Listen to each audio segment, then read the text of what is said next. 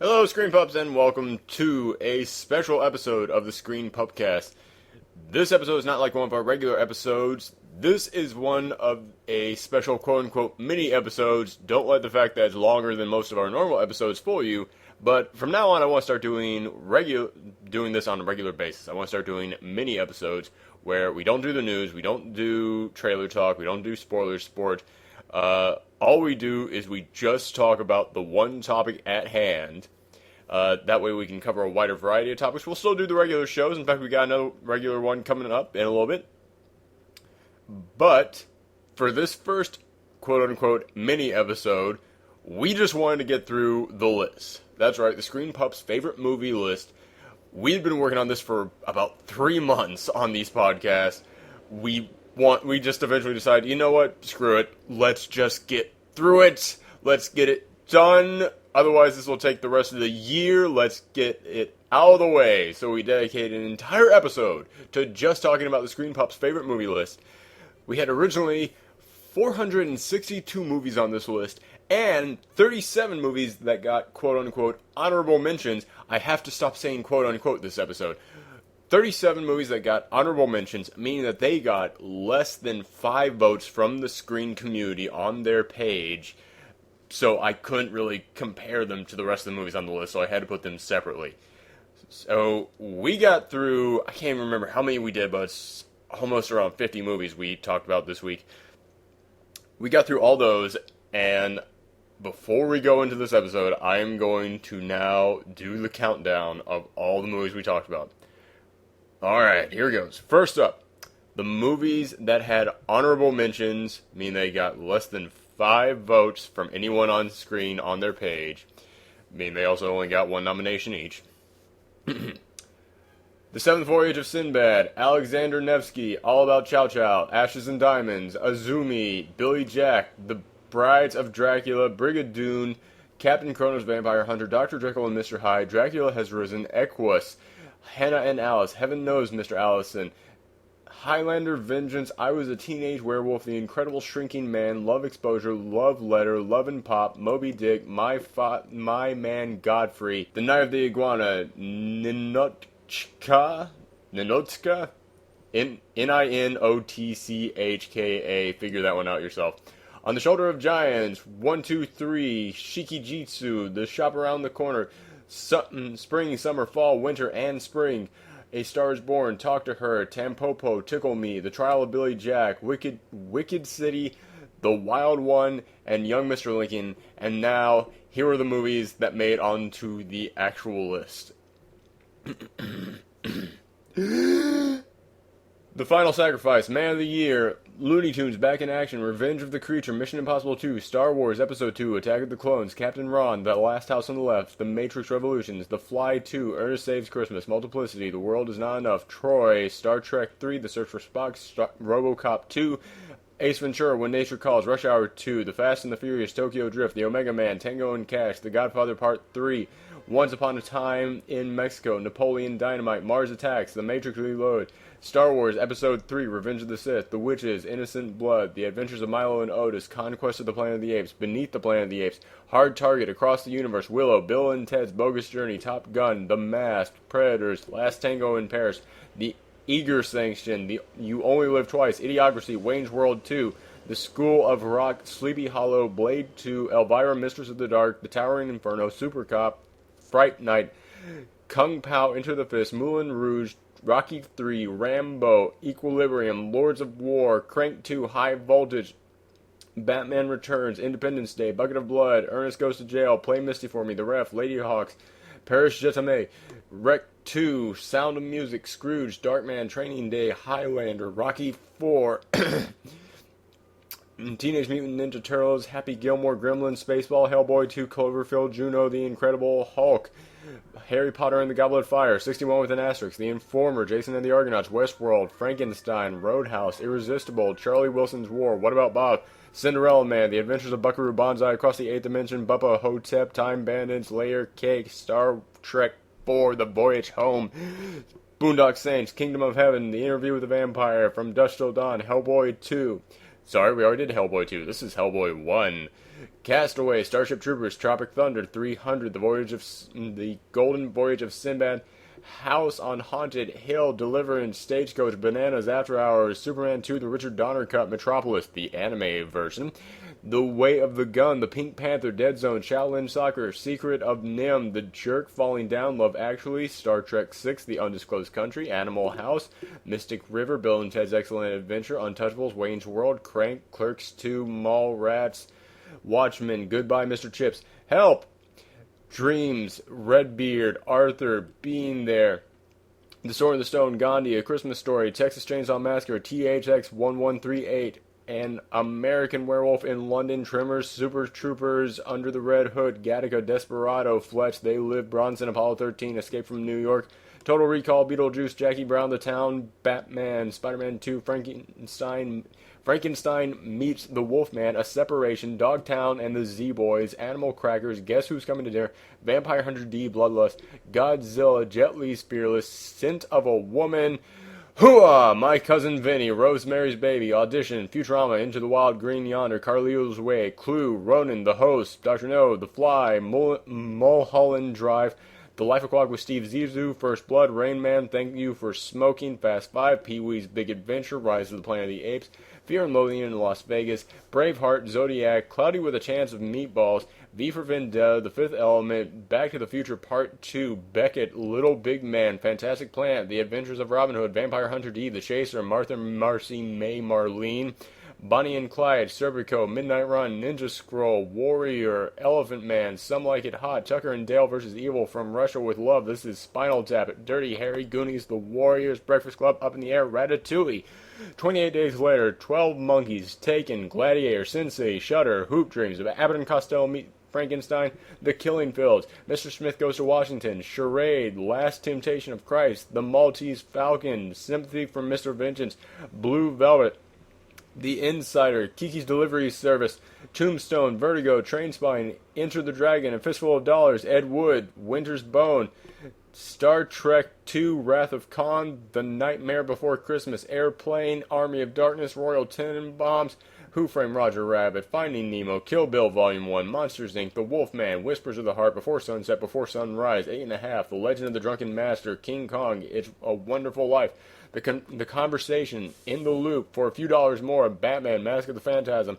The Good, the Bad, and the Weird, Restrepo, Requiem for a Dream, Goodwill Hunting, The Wrestler, Snatch, Predator, The Prestige, Star Wars Episode 6, Return of the Jedi, Miracle on 34th Street, The Bad Sleep Well, The Invisible Man, His Girl Friday, Marathon Man, High Noon, Throne of Blood, The Artist, Singing in the Rain, To Kill a Mockingbird, In Bruges, Fantastic Mr. Fox, Silence of the Lambs, How to Train Your Dragon, Brick, The Lion King, District 9, Best Years of Our Lives, The Thin Man, City Lights, La Vie en Rose, In the Mood for Love, The End of Evangelion, High and Low, Memories of Murder, M, Lawrence of Arabia, The Avengers, yeah! Rear Window, Networks, Psycho, Kiss Kiss Bang Bang, L.A. Confidential, 127 Hours, Let the Right One In, One Flew Over the Cuckoo's Nest, Drive, Serenity, Exit Through the Gift Shop, The Lion in Winter, Judgment at Nuremberg, The Man for All Seasons, On the Waterfront Paths of Glory, Citizen Kane, Goodfellas, Samurai Rebellion, Who's Afraid of Virginia Woolf, Modern Times, Persona, Ran, Seventh Seal, and Inception. Those are all the ones that got one nomination. Keep on going with the ones that got two. The Living Daylights, Legend, Harold and Kumar Go to White Castle, Ghostbusters 2, The Tree of Life, Brokeback Mountain, The Graduate, Easy Rider, Nosferatu, Lolita, Goldeneye, Wreck, Scarface, The Road Warrior, For Sarah Marshall, Barry Lyndon, Cabin in the Woods, Spartacus, The Day the Earth Stood Still, Battle Royale, Ip Man, Big Trouble in Little Chinatown, Taking a Pelham 123, Midnight Cowboy, Ben-Hur, Dog Day Afternoon, Young Frankenstein, Goldfinger, Dark City, Halloween, Lock, Stock, and Two Smoking Barrels, Ferris Bueller's Day Off, Clerks, Hurt Locker, A Hard Day's Night, I Saw the Devil, Midnight in Paris, Attack the Block, The Wizard of Oz, Night of the Living Dead, Evil Dead 2, Blazing Saddles, No Country for Old Men, Jurassic Park, Inglourious Bastards, The Great Dictator, Hard-Boiled, Brazil, Akira, Leon, Rocky, Iron Giant, Pan's Labyrinth, Jaws, Hot Fuzz, Indiana Jones and the Last Crusade, North by Northwest, The Princess Brides, Schindler's List, Saving Private Ryan, The Social Network, Toy Story, Eternal Sunshine of the Spotless Mind, Duck Soup, Old Boy, Fight Club, Toy Story 3, 12 Angry Men, Doctor Strangelove, The Crow, The Exorcist, The Evil Dead, RoboCop, 500 Days of Summer, Patton, Willy Wonka and the Chocolate Factory, The Blues Brothers, American Beauty, Scott Pilgrim vs. the World, Zombieland, Bride of Frankenstein, Glengarry Glen Ross, Usual Suspects, Black Swan, Full Metal Jacket, Star Trek, Unforgiven, Lost in Translation, Apocalypse Now, The Shining, Reservoir Dogs, The Incredibles. That's it. That's all the ones that we got through. Holy jeez. Alright. God, I hope this thing is still recording because I'm not doing that twice. Alright, enjoy the episode with me, Michelle, Kevin, and Jackson, and look forward to more of these quote-unquote mini episodes that actually will be mini episodes. Thank you. Give me the camera. Give it off, down. Hey there, welcome to a special mini episode of the Screen Pupcast, which means it will be the same length as a normal podcast.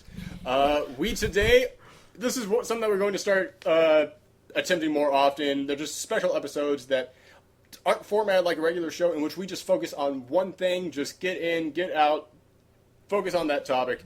So we have no news, no trailer talk, no spoiler sport, none of that stuff. And today, what we're going to do is we're going to try and finally get through the Screen Pup's favorite movie list. That's right, it's been coming for a long time, and hopefully today we are finally going to get through it. If not, we're going to make our best attempt. And joining me today are my three most regular of regular guests. I've got Jackson. Yo! I've got Kevin.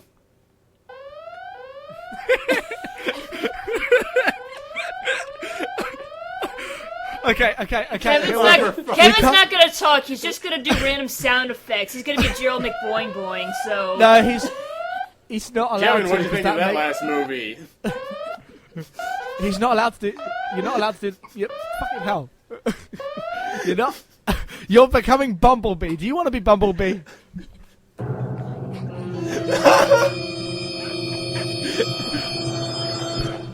We cannot use the tangent alarms.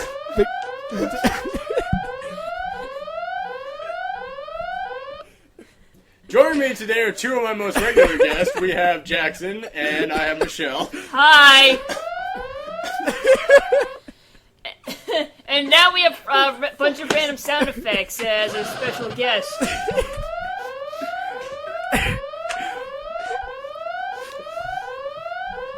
Okay, stop that.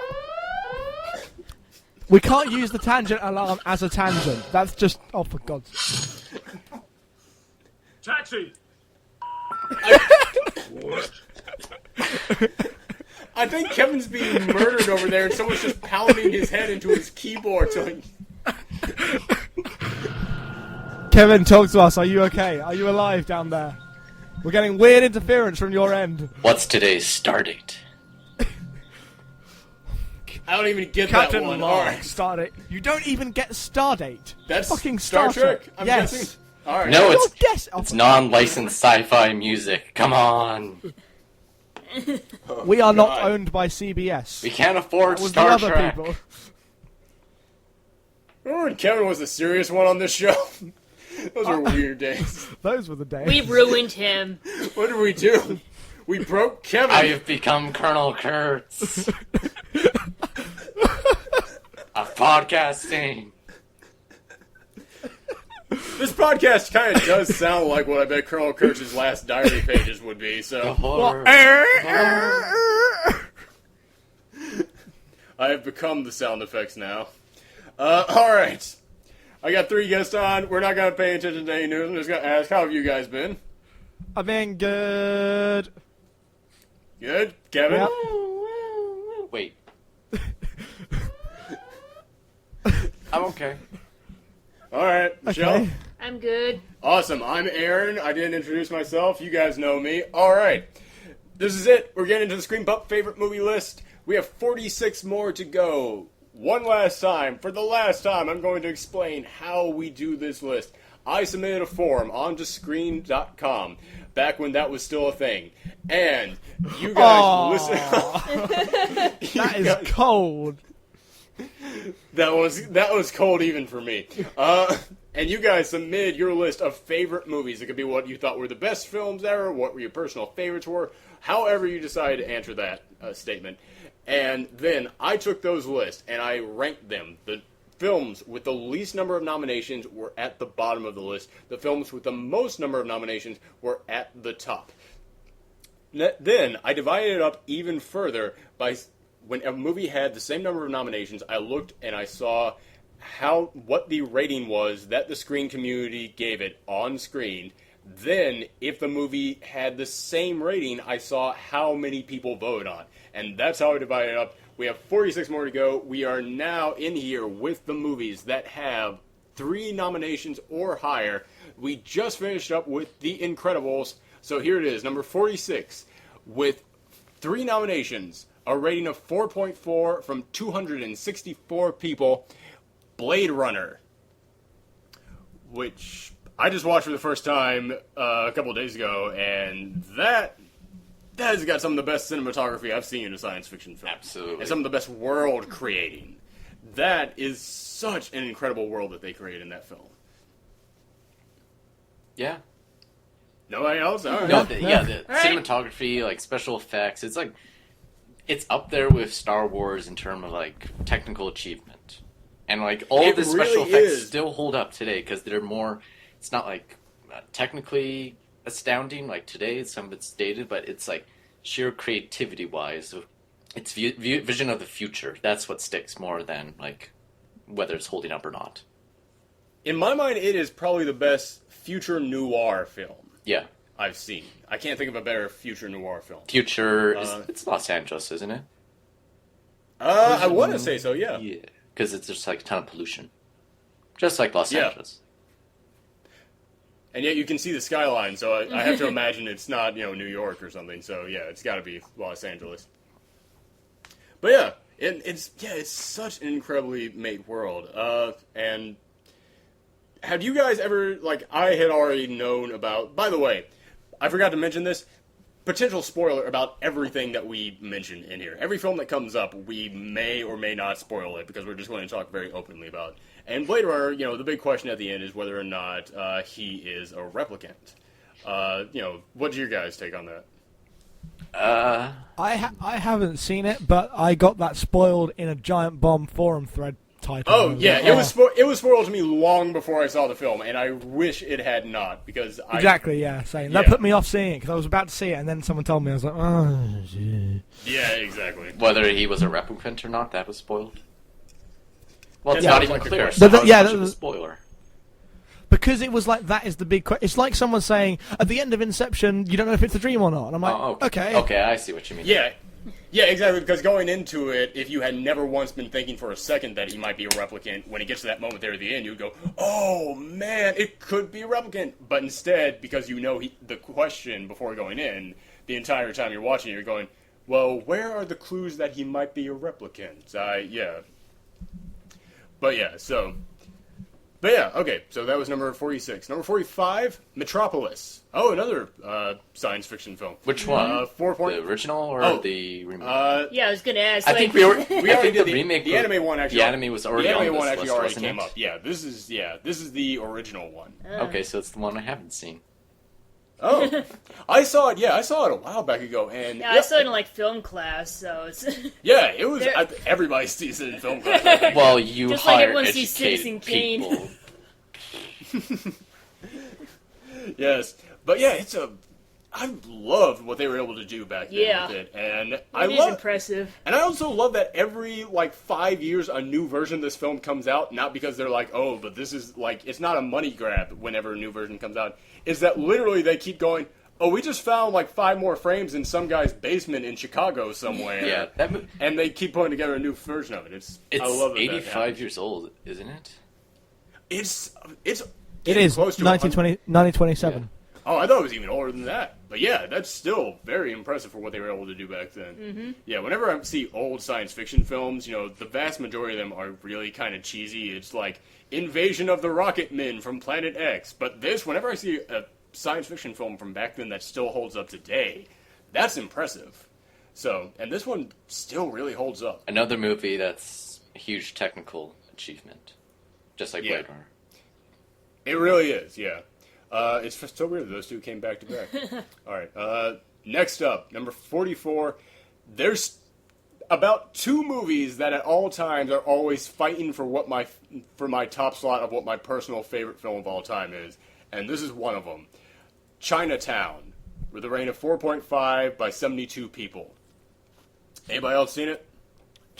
I've seen it, yeah. It was alright. I could recognise that it was like a really, really well-made film, but there was nothing that emotionally grabbed me about it. Yeah, exactly. It's like I'm not even a big like detective guy. Like I'll admit I'm kind of biased because I watched this during like a film class once again, and like we kept like pausing every couple of minutes to like go okay, now let's discuss what we just saw, and like so yeah, it was like how well made it was constantly being hammered in my head while watching it.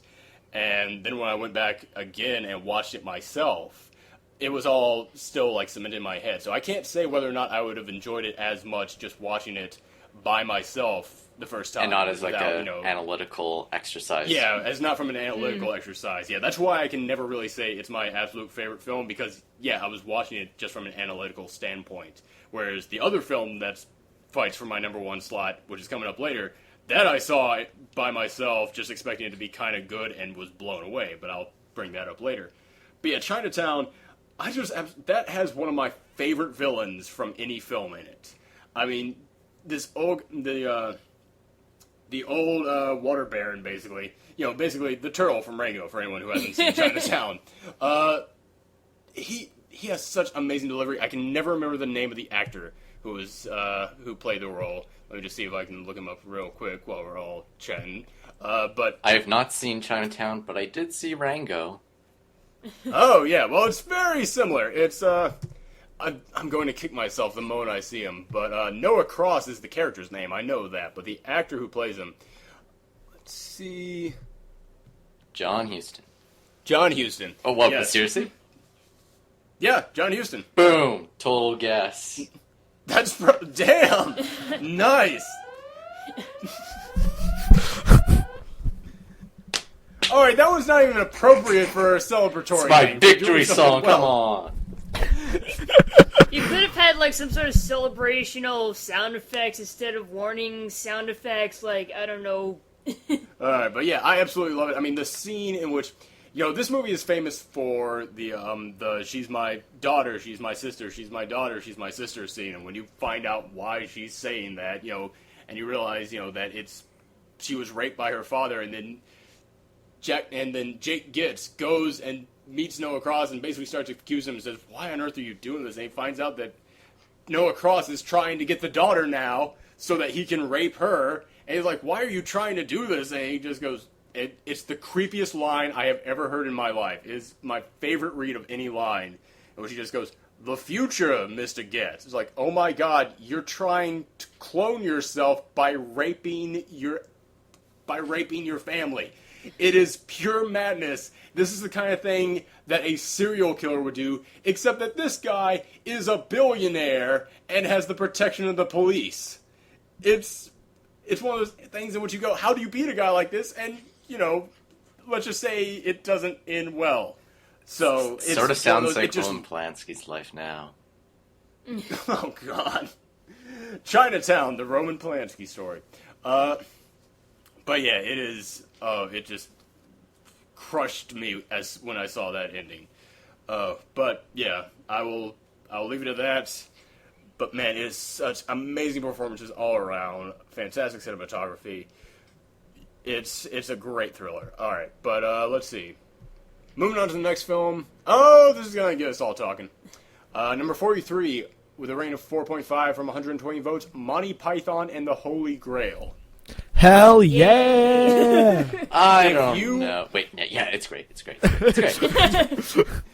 If you want to know how to write crazy comedy, this and Airplane are the 2 films you have to watch. I guess you could say this is the holy grail of comedy writing. Jackson, what were you about to say? Well, then you just get people writing shitty Monty Python rip-offs, and there's too many of them, so they should stop that. All Oh, well, yeah, try and do your own thing, but it's like, if you watch these and you don't realize why they're funny, then you don't know how to write comedy, is what I'm saying. Yeah. Yeah. I mean, there's so many good lines in this film. You can't, every scene in this movie is memorable. I can't think of a single scene in this film that is not The memorable. credits. Oh, well. No, the credits are still extremely well known memorable. for Yeah. what they did in it. Yeah. The opening credits now, well, that's pretty iconic. That's what I was The talking about. MPAA They are rating, great. that's not iconic. It's still at the movie, though. If you're going to count it, I guess, but yeah, the coconut horseshoes, the French taunter guys, which have the greatest reappearance. That just comes out of nowhere, and I love it. The Camelot song. I mean, there's too Oh, many good things that to is list such a off. good song. It's so good. Get on with it. I love that movie. Have you, any of let's you see. seen Spam-A-Lot? Yes, I did. I did too. Yeah. I haven't. My parents went without me. It's the musical Spam-A-Lot is great. It's terrific. It is. Super funny. When you guys saw it, did they do this thing in which they had just someone in the audience like come up and accept an award at the Yes, end? Or- because they found the Holy Grail underneath Under their somebody's seat. seat. And then they took a Polaroid photo. I know. Perfect. And, It was amazing. and I kept wanting to know, like, is it the same seat every night? Because I figure that has to be like the most expensive seat in the house. Yeah. I would think they would randomize it. Well, I mean, they have a giant sign come down from the ceiling and like point at it. Like, I guess they could randomize it, but that means that for every show they would have to like rig up the sign again. Well, But when that happened Well, in my... hasn't the sign got an arrow on it? Yeah, so it's they got can a just giant move the arrow. arrow. They can move the arrow. I guess so. Yeah. That happened, that row, like where the seat was, that was like right next to my section. Oh. So I could see it clearly happen and then walking over to her seat and... Oh man, Spam-A-Lot's awesome. And they do It's so the good. whole Black Knight thing. I didn't know how they'd be able to do it, but they did it perfectly. They did. Oh, the Black Knight, another great memorable scene. Yep. There is no unmemorable scene from this movie. The Wizard Well, Tim. you think that, but you've forgotten the ones you can't remember. That's true.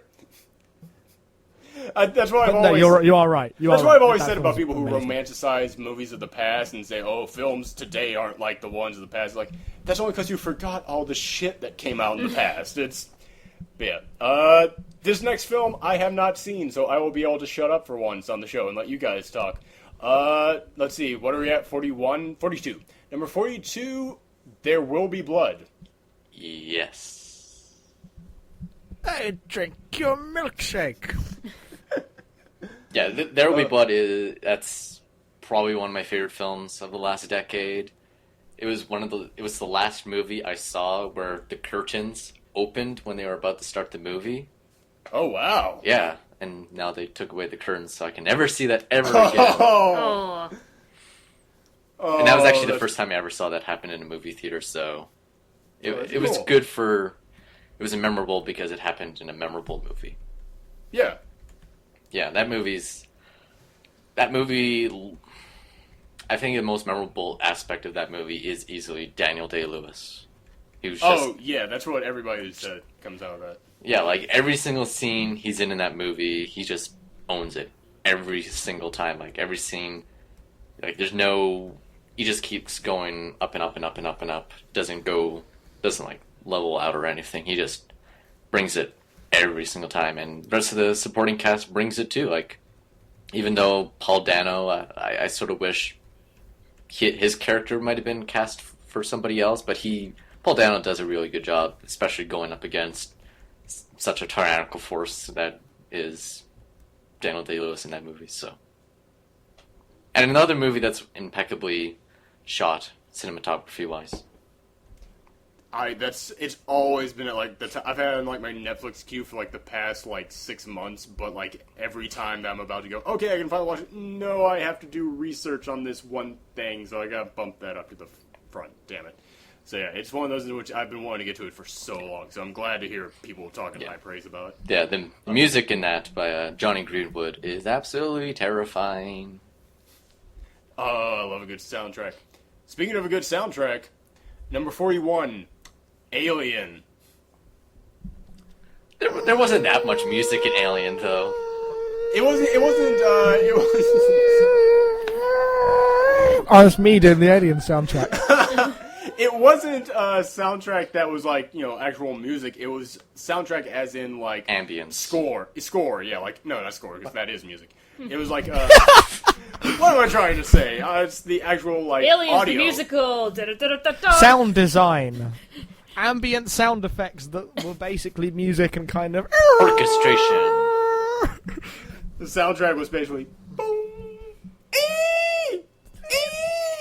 over and over again. Which every was time that? I hear that, I still get like the hairs standing up on the back of my head.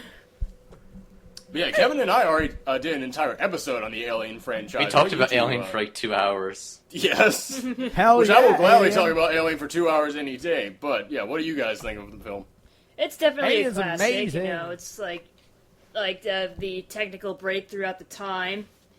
So, once And you're the artist on the panel. What do you think about H.R. Geiger's designs of that entire world? It's very elaborate, and like the fact that like all these Alien movies keep coming out and like keep going further into it. It's really interesting. Like how much further will it go? Like how deep will it get? And it's like. Yeah, Jackson?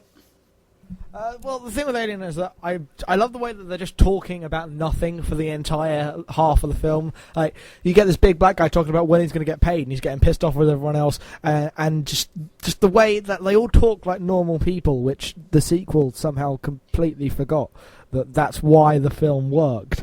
And I fucking hate aliens, by the way. Oh shit! I'm gonna walk away as Kevin. You. I respect your opinion. Aliens is a bad movie, but Alien is a fantastic movie. Alien 3 is better than Aliens. Oh shit! I didn't Walk care when away. anyone died. I didn't care when anyone died in Aliens, but when that British doctor died in Aliens 3, I was like, oh shit, I like that guy. Wait, wasn't Christopher Eccleston in Aliens 3? No, it It was, was Paul another- McGann. Oh right. Other who? TV movie Doctor Who. Right. The 8th. Right. Okay. Yeah. Now I remember the entire reason I thought Christopher Eccleston was in it was because when we originally talked about this, I made the joke that when he was killed by the alien, he transformed into Christopher Eccleston. So now in my head, he actually has transformed into it. Holy shit. I'm glad that we were trying to rush through this, because not to mention there's another film coming up in just a second that I know that Jackson you want to rant about because you think it is a horrible movie. So we're going to have some interesting conversations coming up in a little bit, but right now here's a film that I know we all love. Ghostbusters, number 40. Yeah, boy, Woo! Ghostbusters. Woo. Yeah, Ghostbusters is actually quite a bad film, but like, no, hear me out. No, go ahead. Ghostbusters is a bad film if it didn't have Bill Murray in it. Bill Murray has made his entire career on saving bad movies, and in the case of Ghostbusters, making it amazing. So Bill Murray saved Garfield. I said his career, not his Not he's his allowed some paycheck. Like, he mishap. just showed up for a Yeah. check on that one when he's actually No. trying in a movie. There's a story behind Garfield. He saw the screenwriter and signed up for it without asking any questions because it was Ethan Cohen, and he didn't realise that it was the other Ethan Cohen. So it was not the... Oh, wow. Oh, So that's how Bill Murray did Garfield. poor guy. Damn, I did not know that. Ouch. But yeah, Ghostbusters, I don't think without Bill Murray, still, I don't think that's a bad film. I think it's a decent film without Bill Murray.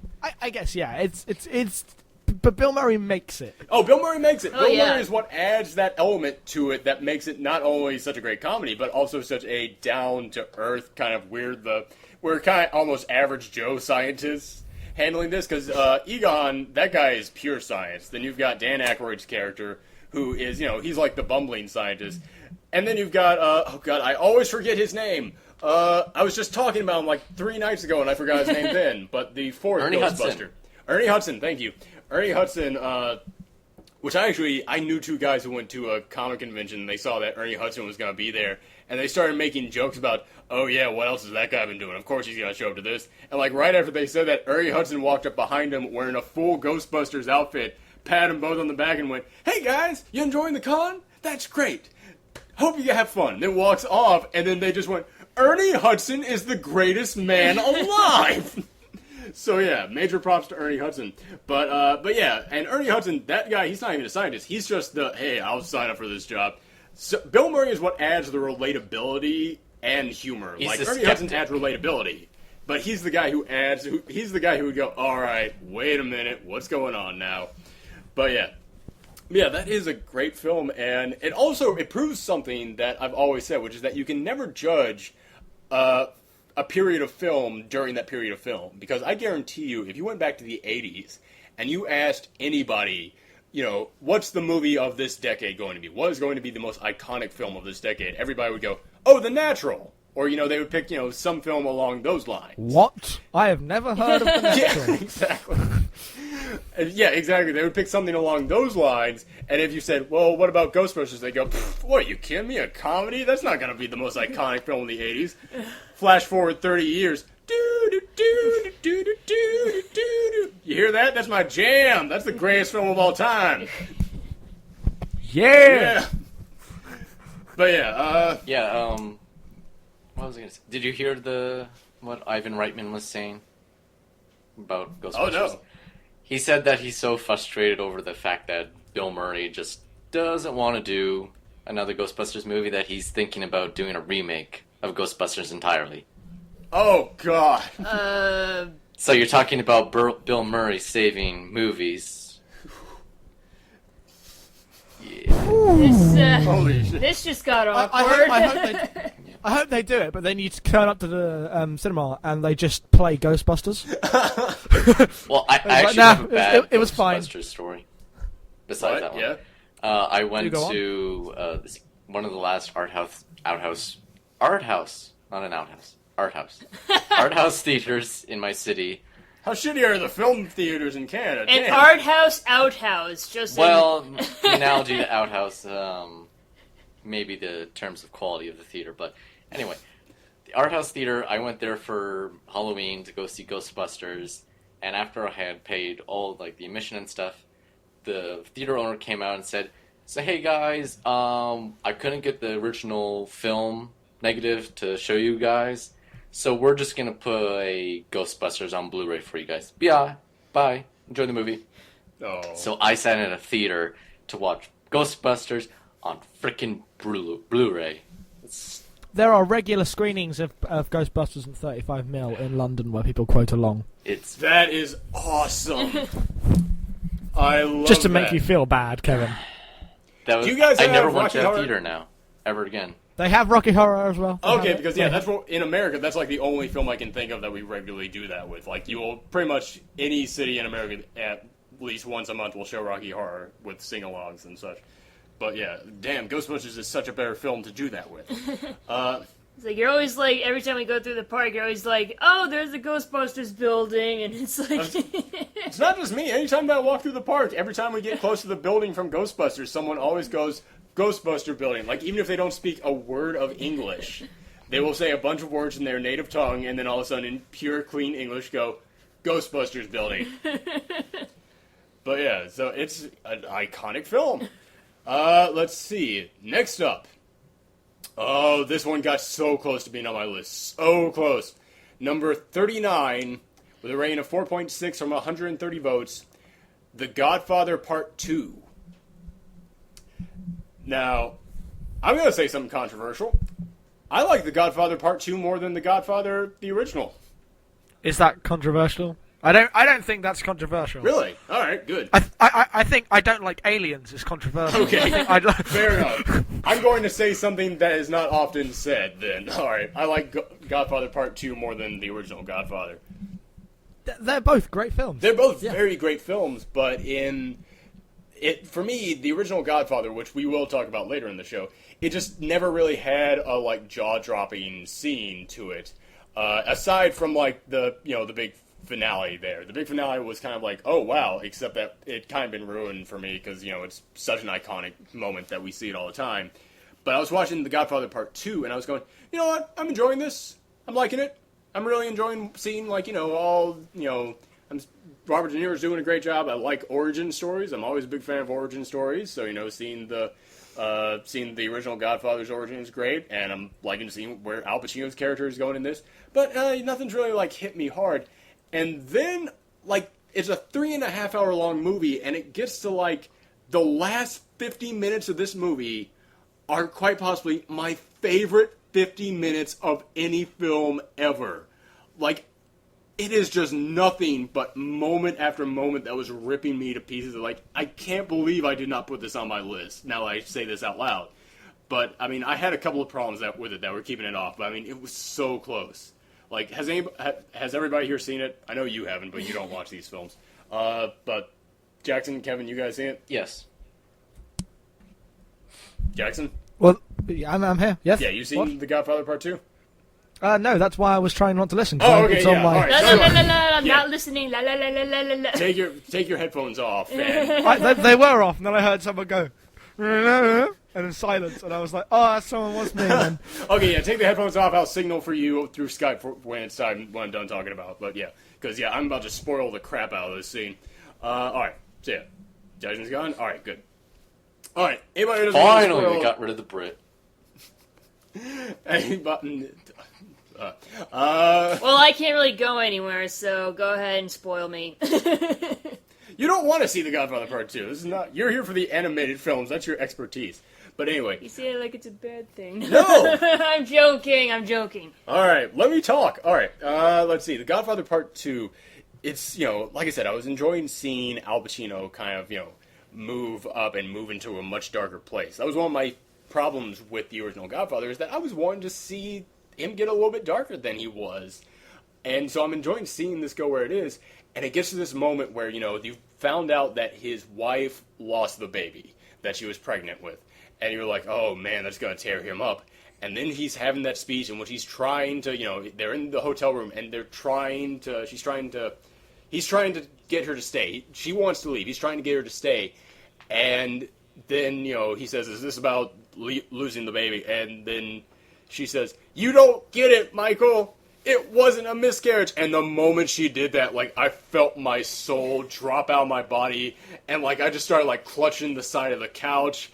And I just went, oh, God, don't say it. He's going to murder her. And he just goes, it was an abortion. And then it's not that she just says that. She goes on and just says, I didn't want a monster like you inside me. I had to put an end to this thing. And she just goes on and on. It's such a long scene of her just telling him off. And I was like, he's going to murder her. He is going to murder. I was treating this like it was a horror film. I wanted to just shout out, bitch, get out the house. He's there. It was I seriously, I could not control myself. I was making that noise that you make when you get punched in the stomach. That noise of, it was There's a word for that. It's called gut-wrenching. A gut-wrenching, yes. That's one of the few times in my life I've ever had an actual gut-wrenching moment in a film. But that's not even, like I said, the entire last 50 minutes are nothing but scenes like that. When, his sister says, please take Fredo back. And he goes, and it's at the funeral, and he goes up to Fredo and hugs him, and Fredo just bursts into tears, and it's like, oh, they made up. And then it just shows Michael's eyes, and they are the most cold, dead, sinister eyes you've ever seen. It's like, oh, this won't end well for Fredo. It is so... That entire last 50 moments is incredible to me. But yeah. Anybody want to spoil anything else while Jackson's not here? I haven't really seen that movie in a very long time, so I had forgotten about that last 15 minutes. But I think the one thing that's that I remember the most about that movie is... at least I think it's correct. It's Fredo, and it's the Hail Mary. The Fredo and the Hail Mary, yeah. Once again, the Hail Mary. That last couple of minutes, yeah. It's, man, yeah. And I mean, I had known that scene was coming because it's been parodied so many times. Yeah. But there's what I didn't know is there was going to be that moment where Fredo was talking to his nephew on the dock, explaining why he used to catch so many fish that he would do the Hail Mary, and I just I knew what was coming after that, and I was just I was almost in tears, just going, "Don't you do this to me, movie." Don't make me like Fredo right before I know what's going to happen to him. Yeah. But, oh, man. Yeah. And Havana. Havana. Okay. Oh shit. How do I type in the new show I am? Is that okay? Yeah. Come back in. Yes, I am here. Okay. Sweet. All right. So we're done talking about The Godfather. So a spaceship shows up. Whoops. That's not a spoiler. That's The Godfather Part 3. That's why everyone. The Godfather Part 3, Captain Fredo. Oh god. By the way, I didn't even mention about it, and this isn't a spoiler, so you don't have to go away. But Damn. Fredo is such a I just felt for Fredo so much because he is a dumbass, but he's a dumbass that's tired of being called a dumbass, and he just wants to show he can be smart, and he doesn't. He's like that dog that chews up your shoe because he thinks you want him to, and it's like, I want to beat you, but I can't be mad at you because you're just so stupid. But anyway, next up. John Caviezel died way too young. Yeah. Let's see. Next up, number 38, Memento. Yep. That movie is, even though I sort of knew that movie, the chronological order of that movie, still blew my mind in the end. That is that's amazing storytelling in that. The fact that they could do that. Yeah. It's clever. It's a jigsaw puzzle, which Christopher Nolan does so well. He does. And Memento's still his best picture he's ever done. I'd be fine with saying that. Yeah. You better. Oh god, no more controversy, please. I'm just gonna sharpen my sword if you say otherwise. Point that sword somewhere else, because at number 37 we have... number 37 we have Back to the Future. Jackson? Oh, God fucking damn it. Jackson? Back to the Future. Okay, Back to the Future is a bad film. It's so. I watched it for the first time in a cinema with this 40-year-old man laughing the whole way through, ha ha ha ha, literally almost fake laughing because it's clearly the funniest thing he's ever seen. And I'm like, none of this is funny. Was it Robert De Niro smoking a big cigar behind you in the theater? No, we don't smoke in London inside. But yeah, no, it's not funny. And there are two good jokes, and Doc Brown's good, but Marty McFly's an arsehole. He's a total arsehole. No, he's really unlikable. The whole incest plot is awkward rather than funny. If you want to see funny incest, go to Arrested Development. And because it tries to be funny all the time, when it tries to be dramatic, it just doesn't have the weight it's trying to do. So you just end up not caring about everything that's happening. Oh, God, the sequels were better, though. So I think Back to the Future is one of the best movies ever made. I think it's one of the funniest. I really like Marty McFly, and I saw it in a theater, and I saw it with a full crowd, and it was one of the best movie experiences I've ever had. It's definitely enjoyable. I mean, I can understand why you would think it's not that funny, but even if some parts aren't that funny, it's still enjoyable. You know, it doesn't have to be. Movies don't have to be funny all the time to be enjoyable. To me, the film is more about the adventure. It's more of an adventure film to me. So that's why I don't really care if it's not that funny. So. Plus, Doc Brown is so good in that movie. The reason I bring up the funny stuff is because it's trying to play everything for laughs all the time. When it tries to be dramatic, I didn't feel that it was too light and too. It needed to pick a tone more. Because I probably saw it too late because I saw it immediately before seeing Drive in the cinema in a double bill. It was a weird double bill. Wait, those two were purposely put back to back? No, you had to vote on each one. Okay. A list of one list of movies and two lists of movies, and it was Back to the Future and then Drive, and I was like, huh. But I can see why people would like it, but the main reason I don't get into films that everyone else likes is because the lack of. It's because I don't care early on. I never cared about Marty McFly, and that just stopped me getting into the whole adventure thing because I just didn't like Marty McFly. I don't. There are some film protagonists I hate, but I can still care about them because they're relatable. I didn't find Marty McFly relatable in any way. I don't know. It sounds to me like your problems with this are my problems with Ferris Bueller's Day Off. Basically, exactly.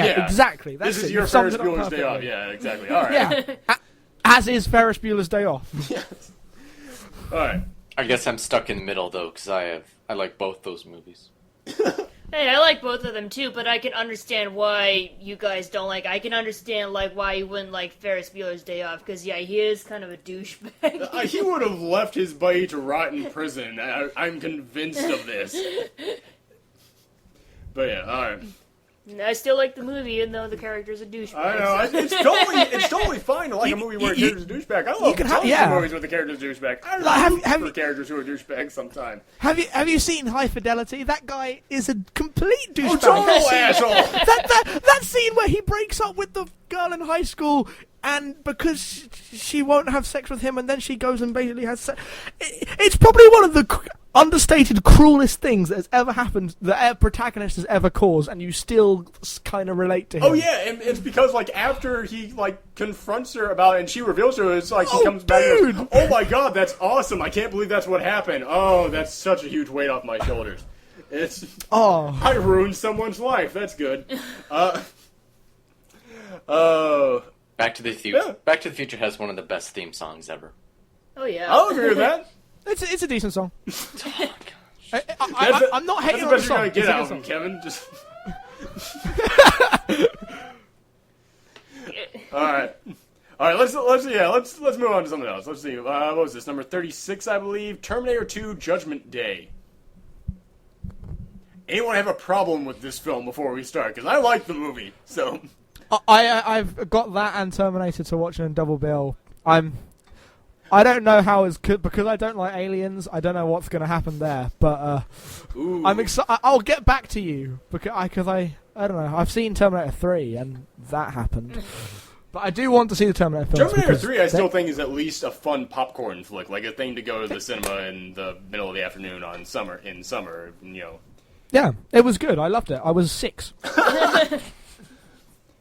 Terminator 2: Judgment Day is I really dig that film. That to me is a great. It's a great sequel. It's a great way to up the ante in a movie. Exactly. It's like so you guys think that Terminator 2 is better than the first Terminator? It's once again it's kind of a different twist. It's they're very close to me, but the original Terminator is a little bit more of a horror film because they're being chased by this Terminator, this unstoppable machine, and there's no one there to protect her except for this other fleshy dude. Yeah. But in Terminator 2, it's pure action movie. Yeah, in Terminator 2, it's a pure action film. It's, okay, there's an even more advanced Terminator coming, and to protect you is the other badass Terminator. So, it's fun, but also serious. I mean, you can't really call a film that fun when it's got that much murder and that much obliteration in. But, I mean... I believe the appropriate phrase is, "Oh, it's on now." Oh, yes. But yeah, exactly. It's that kind of film, and I mean, it's got such a great moment. Like, if you had never seen the second Terminator, like, if you had only seen the first one, and sadly for me, I saw the second one first, but I can only imagine people who were sitting in the cinema, how much of an amazing moment this must have been when you just see the two Terminators show up, but one you don't know is a machine. One you know is a machine because it's the same dude from the first one, and the other guy looks like a machine. And and the other one looks like a human, I mean. And you know that he's just they're both coming after John Connor. And then I can only imagine how the audiences must have reacted in that moment where they both meet in the hallway. And you think, oh my god, the Terminator's about to try and kill John Connor. Oh, save him, human guy. Save him, human guy. And then the Terminator just goes, get down. And then all of a sudden you realize, oh shit, the Terminator's shooting another robot dude.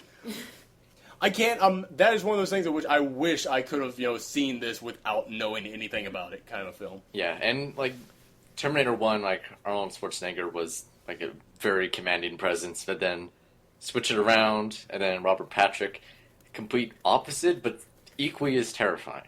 Yeah, it's like, in the original, Schwarzenegger was like a tank, basically. He was the Juggernaut.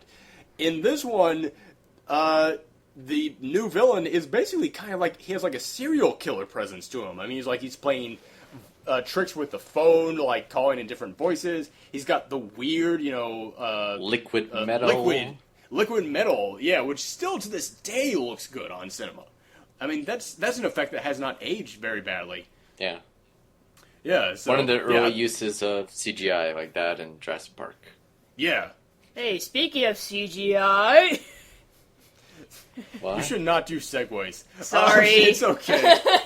All right. Speaking of segues, Speaking of movies, You always try and present everything like you're some comic from the 50s, like, waka waka. All right, next up, I've lost count. The Matrix. that is a good movie. I like the Matrix. I rewatched it a while ago, and it was like just remembering. Oh yeah, the first Matrix is really good. It really is. yeah, like you forget everyone about that. You hates it now because the sequels happened, and that's all their memories. I thought everyone no, hated ev- The Matrix not because every other movie parodied it and they're sick and tired of it. No, people don't hate them, but they still look at it as better than the sequels. But you forget what bits work. You forget that Neo is a really relatable character. Yeah. You forget that all the bits, like, because you talk about the CGI stuff, and that's good, and that happens in sequels as well. But the reason the first one works is because it works as a story. Yes. And you forget that, and when you watch it again, you're like, shit! This is a film, and it works. It's got a good villain. Smith is excellent. The speech about you can't stand the smell is brilliant. Oh, God, they're so good. So good. Oh, I love that. Oh, yeah, it's got one of the best villains in there, as you mentioned, yeah. And once again, speaking of great CGI that has not aged, that is incredible CGI, with fantastic fight scenes in there, too. That Well, was yeah, a to movie that me- was revolutionary at the time. Like, Yeah, given exactly. the time it came out, like, nothing else was like The Matrix. Yeah. Yeah, and I'm gonna throw this out there and see how you guys feel. To me, The Matrix, like if I had to pick a film to represent each decade, I always talked about Ghostbusters with the 80s. I would go with Matrix being the film that represents the 90s the best. I would go with Matrix being the film that represents the early 2000s in a way, Yeah. but It's like, yeah, it was like right there at the end of the 90s. Yeah, End of it's the like 90s, the early 90s and the late 90s are like two separate. very different. Like, It's like it's The early 90s is the end of the 80s. Yes. The late 90s is the beginning of the 2000s. Yes. yeah, there was no 90s. You're right. There was- Kurt Cobain existed for like 5 months, and then that was it for the 90s. That was all there was for the 90s. Shit, son. That was all of the 90s. Kurt Cobain, as soon as he appeared, it started. As soon as he left, it ended. That was it. Then the 2000s began. But yeah, basically that's it. I guess the 90s was kind of like. Why are we talking about what the fucking 90s were? Gone too All right. far. Bring this back. Matrix.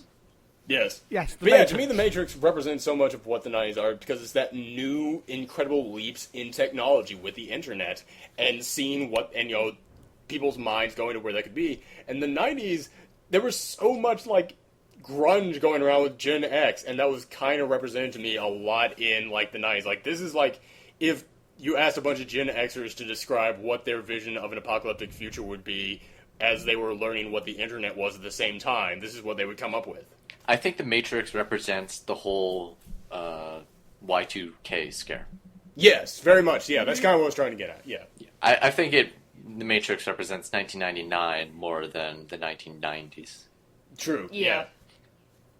But Techno music. yes, People dressing up in leather. Yeah, that I was about to Powerhead say song. there's more to it than just the technology too that screams 90s too. So there's Kung more to Fu, it. Bullet Time, Exactly. Sunglasses. sunglasses, trench coats. Trends goes. stabbing people with your Landline hand, then they turn into you. I guess that's not really a trend.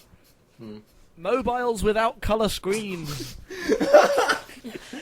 All right. Next up, I'm going to guess at 35 on this one. No, 34. I'm gonna guess 34. Pulp Fiction. Is this the last Quentin Tarantino film? I think it might be. Okay. Pulp Fiction's a great movie. It is. It's It is, I I think think it's it is. overrated. So do I, but it's still great, but it is overrated. I agree with I that. would say love it's the one. good, not No, it's like Aaron and I were talking about it. It's like it's an okay movie, but it has really great scenes. It's a collection of fantastic scenes put together in a way that just kind of go, all right, that was an amazing scene. That was an amazing scene. That was an amazing scene. But I didn't really get a flow going with it. I think the bit with the gimp is pointless. Yes! I don't really like the gimp. But the only bit I really love about the Bruce Willis arc in the middle is the bit where, because I think it's one of my favourite Quentin Tarantino moments, even though I don't really like the Bruce Willis arc, I think it's unneeded. It's the bit where he's talking to his girlfriend, and then he realises he loses the watch, and he loses his shit, and then the girlfriend is like, ah! And he's like, no, it's okay, I'm sorry.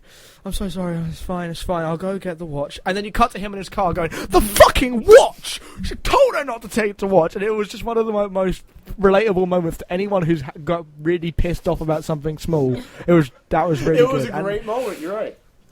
And it's like, Quentin Tarantino can do that really well, but half the time in Pulp Fiction he's too focused on being clever with timeline than just being raw with emotion like that. Yeah, and like he was like, how about we have a gimp here? No, how about you have more of the earlier bit, the understated, brilliant humanity? Yeah, exactly. And I mean, I will also say I think this is the best dialogue out of any Tarantino film. I know I'm going to have to probably defend that, but I just remember constantly being impressed by the dialogue in this film. I mean, that part at the very end of Samuel L. Jackson's character basically, saying that, listen, I know I'm evil, but I'm trying. I mean, I love that scene. And just pretty much anything between those two characters I thought was great and was incredibly well-written dialogue. I think it was one of those movies that was also... it was nothing like when it was released, it was nothing else like there. That was any absolutely. other movie, like besides maybe Reservoir Dogs. Yeah. That's sort of cheating. Yeah, Yes, except the first one. But yeah, I was didn't better. like it as much, simply because it was hyped out beyond belief for me. Like all my friends said, "Yeah, it's the greatest movie ever made." It's like, then I watched it, as like way too overhyped for it. I suffered from the same thing. I remember when I was in college in film school, we had to pair up and present like a breakdown of scenes from a movie. And I hooked up with this girl who I was really hoping to go out with. And she said, we gotta do Pulp Fiction. I mean, that's such a great film, right? I went, I know, right? And I had never seen the film. But through the magic of me trying to get some, I was able to bullshit that I had seen it for 3 days until we finally watched it together, just to get like our heads back on. She never caught on that I had not actually seen the movie to that point. But like as I was watching there, I was like, this is what she's been raving about this whole time? I mean, it's incredibly good. But I was like, really, there's no other film you would consider being your favorite? All right. Yeah, again with like the Chinatown thing for me, like it's brilliantly made, but there, as in terms of emotional hooks, it's too concerned with being clever rather than making you feel, which is what Jackie Brown and Reservoir Dogs do so perfectly. Yes. Yeah, I've always said I think that I think that Pulp Fiction is his best written dialogue. I think that Jackie Brown is his best directing, and I think Reservoir Dogs is his best written period film. Yeah. Agreed. Okay, cool. I'm glad I didn't have to defend that one because Jackie Brown is kind of starting to get fuzzy in my memory. But yeah, I watched it like a few months ago. It's still excellent. It's still so good. Let's see. Next up, number 30. What was I on? 33. Casablanca with a rating of 4.7 and 67 votes. I think it's one of the best written movies ever. That's the thing, is that every single 10 years when the AFI put out their list of the 100 greatest films of all time, Casablanca is always like number 2, number Citizen 1, Kane number is always 3. number 1. It's never number above 1. Citizen number 5. Kane, Citizen Kane is always number 1, and Casablanca is either number 2 or 3. And to me, if I had to pick a film, this is not my favorite movie of all time, but if I had to pick a film and say it's the best film of all time, I might go with Casablanca. Yeah, me too. It's up there. It's incredible, and it holds up like so incredibly well. Like the first time I ever saw it was, I don't know, maybe 8 years ago. My mother adores that movie, and she said, "Okay, sit down. We're gonna watch the movie." And I was like that grumpy, contrarian teenager, and I was like, when I came out of it, I was like, that was incredible. And the Grinch's heart grew 3 times. That's the I day. know. But It mostly happened when I just saw Ingrid Bergman, but Oh yeah. But yeah, it is one of those films that if you're one of those pretentious jerks who basically says, I don't see why people like these old movies so much. I guess pretentious isn't the right word for that, but Pretentious of people to be like, I don't see why you like these new movies so much. Yeah, whatever the opposite of pretentious is. But yeah, if you're one of those guys who just doesn't understand why people like old movies so much, Casablanca is the film to watch. And I love the fact that you were mentioning how incredibly well written it was. I love the fact that they were basically writing these things, like each scene, like a day before it happened. In an apartment room, just rewrites after rewrites every single night. Yeah, and bringing up how well it still holds up is a great thing to point out, because this is a movie that it was made so much as almost like, not a period piece, but as like something set in that moment. It was set during World War II and focuses so much on that. And yet still, you can relate to everything in this at any point in time. Yeah, and the police chief. The police Oh god, chief. he's so good. Oh, he's probably you're one winning, of the sir. funniest characters ever. He's so good. He gets all the best lines. Oh. And then there's Sam, and then the song, and Casablanca is amazing. It's absolutely amazing. It is. And she goes at the end. That would not happen in a movie these days. Except in The Simpsons yes, it ending, would. where she gets a Yes. machine gun and Let's see. Next up. Okay, I think this might be... Oh, no, wait. This is the second highest film on the list that I have not seen. So you guys are going to have to talk about this. Shawshank Redemption. 4.7, 195 votes. It's pretty great. It's great. It's great. Yeah, that's all you need to know. I wanted to see it. You should go see it. Go watch I it hear now. it's great. Stop the podcast. Let's go watch Shawshank Redemption. I will watch it tonight. All right. I will watch it for our next episode with Doctor Who. That should get people interested in the next episode. All right. Next up, here's a classic. All right. Oh, and the next two films on our list are the last two films with 3 ratings, yet they are the second and third. If I was just doing this as a pure rating and did not pay attention to the number of nominations, these would be the second and third highest rated films on the list. Would the first one on the list be the same? Like, It would have the same rating. All 3 of the top 3 films have 4.8. oh, Yeah. okay, cool. So this one has a 4.8, next movie has a 4.8, and then nothing else has 4.8 until the number 1 film. So, let's see. Oh, and you know what? I'll give you guys a hint. Let's play a little game here. No! These next... Say Hold the on. movie! Say the movie! Say the movie! These next 2 films, one to me is the perfect representation of classic Eastern warriors. The other is a perfect representation of classic Western warriors. Is it Seventh Samurai? The Warriors. Oh god, how cool would that have been? No, but no, okay. Warrior. Number Yojimbo. 30. Oh, very close, very close. Number Seventh Samurai, 39. Akira. Well, no, Ran. You got it. Shut up. All right, number 30, number 32, and number 31 are Seven Samurai, and The Good, the Bad, and the Ugly. Let's start with Seven Samurai. Oh, Western. Yes. Yeah. I thought you just meant General West. The General West. Oh, yeah. Okay. But yeah, I just found it so weird that those two are back to back. It seems almost like, great representations of both, like, the samurai and the cowboy. But yeah, Seven Samurai. I haven't seen it. Should I tune out? No, there's nothing really to spoil about the film. It's, It's got samurais. it's a great passion film, really, because Akira Kurosawa, I mean, that is a dude who loves himself some samurais, and this is a great, it does have 7 different samurais in the film, obviously, and every single one of them has something different about them. Although I did have a problem with it, in that, there are 7 samurai, and yet I only really felt a connection to, 4 of them. There were, 3 who, I totally forgot. There's the old guy who he's been around, and he knows, and he's wise and everything. I felt a connection to him.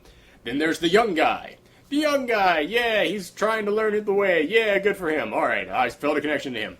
Then there was the guy who was just the big goofy guy, who he wasn't goofy as in, whoop, I'm carrying too many things, I'm gonna tumble over. He was the guy who, he didn't give a shit.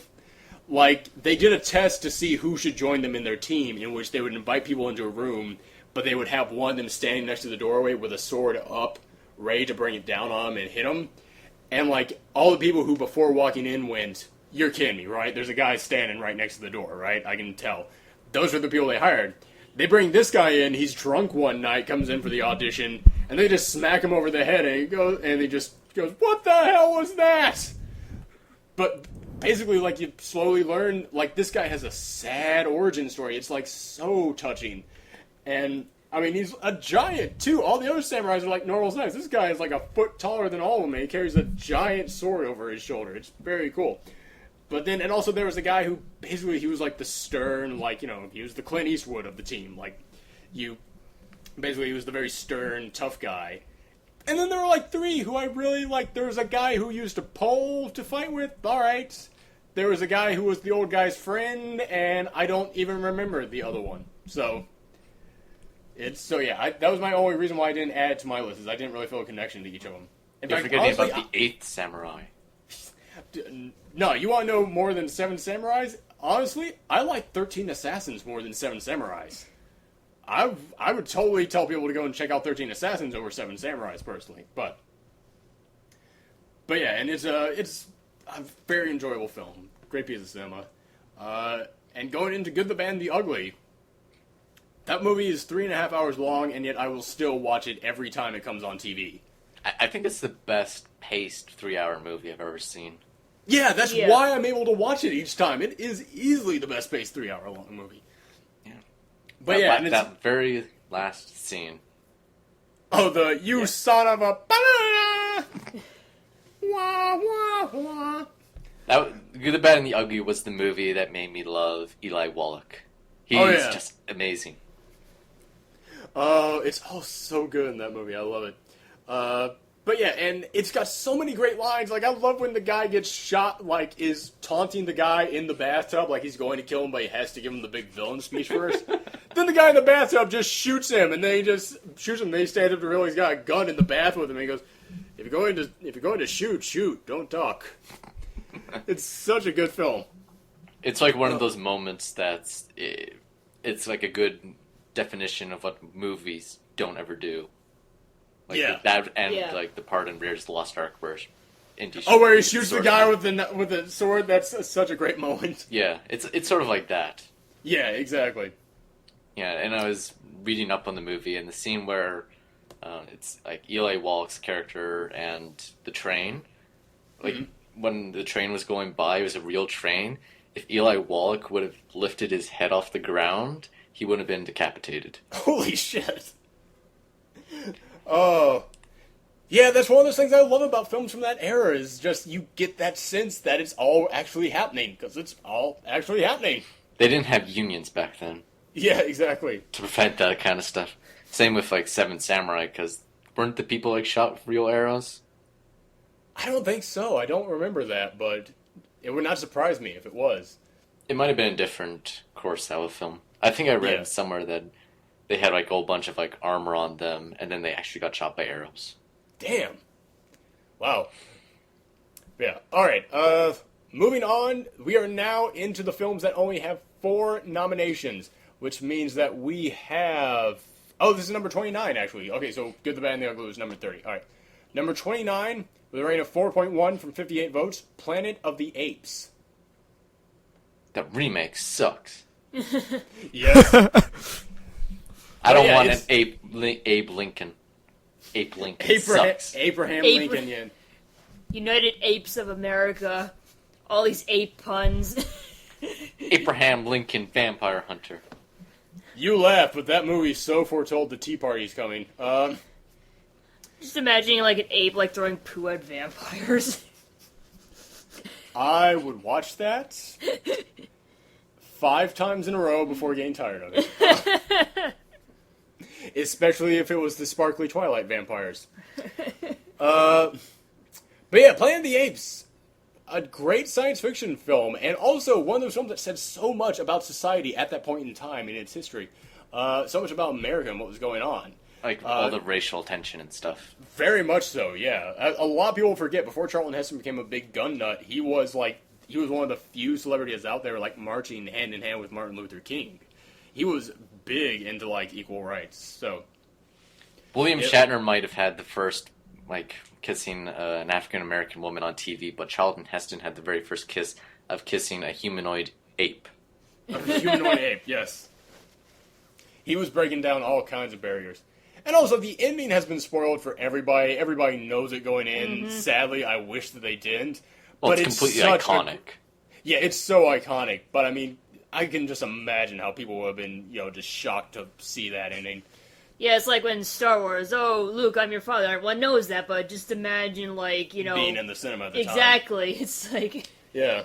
Let's see. Next up. Oh, wait. Oh, yes. And the makeup is absolutely incredible. Even to Oh, this day. yeah. Like, even the remake actually had incredible makeup, too. Yeah, you gotta give it up to the remake on that. That at least, Tim Burton might be a crazy man, but he's a crazy man with a great special effects budget. Yeah, and Yeah, it's like... Go that's ahead. that's like even like his remakes I don't really care for. At least they look nice, so I can't really, it's not like a complete, disappointment. Yeah. Yeah, and when I saw Rise of the Planet of the Apes, I was like sort of worried because I still thought the Tim Burton makeup was still incredible, but then I saw the CG and Ooh.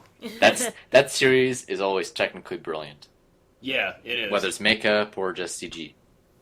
Especially considering the fact that, speaking of the entire series, considering the fact that every single one of the Planet of the Apes films had its budget slashed in half, and yet it still managed to look good. In fact, like, Conquest of the Planet of the Apes took place basically all within one shopping center, didn't it? I've actually never seen any of the sequels on purpose. Okay, never mind. Let's see. All right, next up, we've got... Fuck, I forgot. Can I just Yeah. can I just say the best thing about the Planet of the Apes is the Simpsons musical parody by about 15 miles. Dr. Zeus, Dr. Zeus. I hate every ape I see, from chimpanzee to chimpanzee. God, that's so good. All right. Next up, Jackson, you mentioned this film numerous times on the podcast up until now. Rating of 4.2 with 59 votes. Annie Hall. Annie Hall is amazing. Well, Annie Hall should have a fucking higher rating than It that. should. 4.2, get the fuck I know. out of my face. I'm like thinking to myself, what were people's problems that they weren't like? They must have just hated Alfie Singer and not gotten that was the fucking point. That's a 4-star movie. Get out of here right now, you bastard! Annie Hall is so good. It's so good. To me, that is quite possibly the best representation of what relationships are on cinema. Because I love the fact that, it's like, oh, these two are perfect, and then it just doesn't work out at the end because they're just different people. And, sometimes that happens. And that's life. You move on. And then the bit when you see the lobster scene again, and he gets the new girl, and she's all like, heartbreaking. "What the fuck?" And he's just trying so hard. It's Yeah. and the way it does the timeline when it's all in a weird order, but it never feels like it. Or it feels like a conversation. Someone is telling you a story. It's like, oh yeah, and this happened, and then this happened. So it always feels natural, even though it's jumping about all the place. And the ending is so fantastic with the shot through the window of the coffee shop of them in the street. It's perfect. Why is it a 4-star movie? Wrong person. It's the same thing seriously, I have what- problems with mostly all of Woody Allen's movies is that it's the Woody Allen character. And I had seen plenty of other Woody Allen movies previously before Annie Hall, and that was sort of tainted the experience for me. I guess that would, because I've only seen Annie Hall, and I don't know. I kind of want to keep it that way because I know all his characters are so similar that it's just, if you're going to see one, see that one. You're going to see one, see Annie Hall. But if I can recommend to anybody who is worried about getting sick of the Woody Allen character, I recommend watching Is Bananas. Annie Hall the Woody Allen prime character? Would you I'd say so. Alfie I'd say Singer so. is Woody Allen prime? Yeah. Okay. I'd say that is the best representation. He's even a comic in that movie. It is easily him being himself completely with no alterations at all. But yeah, I like the who's classroom worried- scene. That's a great scene. Oh, the classroom scene is so good, and I love his weird LA partner in there. Like, I love that Woody Allen clearly does not like LA, and he's clearly just such a big New York guy. So he has a best friend in there who is meant to be the personification of everything he hates about LA in there. Like, he's a guy who works in the studio adding laugh tracks to movies or to TV shows, and he wears weird sun visors to help him tan while he drives because that's the latest fad. He's such a well-written supporting character. And the scene with Christopher Walken is one of my favorites. God, I forgot that was in this movie. I love that scene. Sometimes I tell you this because you're an artist, so you'll understand. Yeah, he goes to Christopher Christopher Walken plays Annie Hall's brother, and he's over there visiting the family, and he walks in on Christopher Walken in the room alone, and he confesses to him that every time he's out driving at night, he gets this feeling like he wants to swerve into the other lane just to see the other drivers, see how close they can get before they all die. And then he has to go to the airport later that night, and they go, "Oh, don't worry, her brother will drive you." And then he's in the car there And it's with just the Christopher most Walken. awkward face ever. He's just like, oh my god. And I think the best thing is when that scene is over, he just goes, I have to go now, Christopher, whatever whatever his his name is. Like, I have to go now because I'm due back on planet Earth. It's just so perfectly delivered. I love Annie Hall. It's great. And let me just, for anybody out there who is worried about getting sick of the Woody Allen character, I would recommend to you Bananas, because Bananas is nothing but a Warner Brothers cartoon brought to life, starring the Woody Allen character. And I think that makes it a lot easier to deal with him, because then it's like, yeah, he's a cartoon character in a cartoon world, basically. But, let's see, moving on. Oh, God, another such a good movie. Raging Bull. Rating of 4.3 from 85 votes. That's an extremely hard movie to watch. It is hard to watch. That is a heavy film. You just feel it building on your shoulders. And anybody, I love Robert De Niro, and this is the film that made me go, he won the Academy Award for this for a reason. I mean, this is the movie that made me go, this guy he's not playing any part of himself in any of his roles. Like, it gets to that moment where he's in the prison.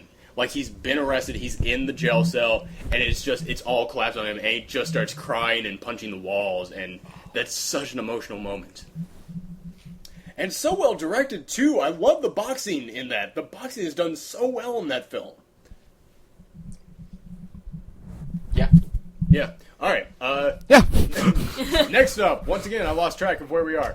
But next up, rating of 4.3, 220 votes. This is one of the big reasons I brought Michelle on, because I have not seen this movie. Toy Story 2. Which, What? interesting. You haven't seen Yes. Toy Story 2? What? Huh? You haven't seen Toy Story 2?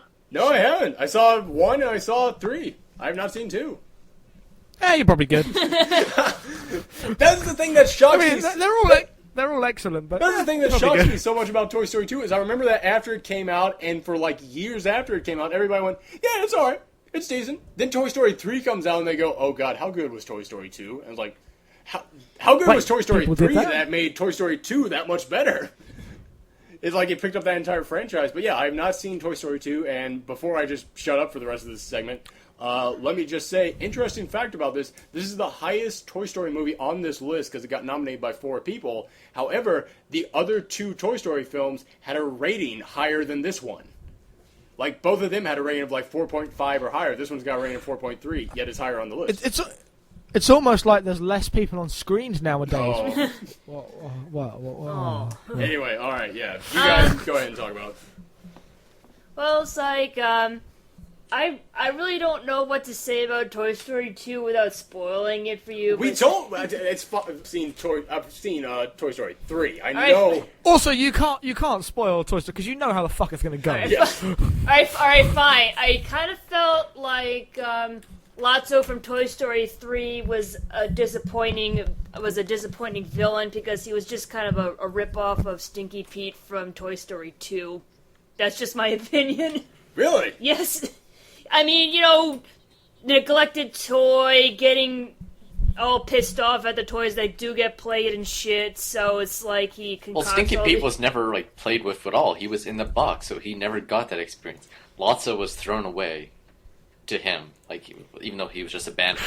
That's still the same concept. They could have done something completely different for the villain. I don't fucking know. I don't know. I don't write this shit.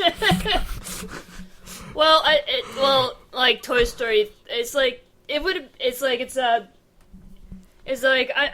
just glad that they didn't go for an alternate, I don't know if it was for Toy Story 2 or Toy Story 3, but there was another idea that was not pitched by John Lasseter, and it's the idea was Buzz Lightyear is getting recalled because of it's dangerous or something, so all the other toys have to go and rescue Buzz before he gets recalled and all that shit, and it's and then I'm glad they didn't go for that story because it didn't really go with the theme of the Toy Story trilogy.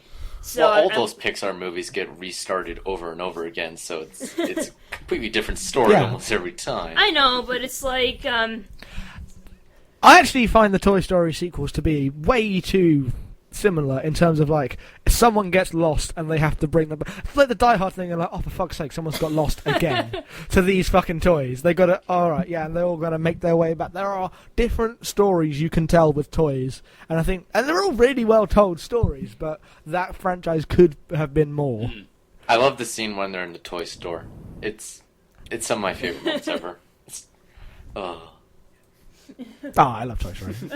All I know is the one thing I mainly remember about Toy Story 2 is that my ex-girlfriend was really pissed off at Toy Story 2 because, god damn it, Woody was meant to be with Bo Peep.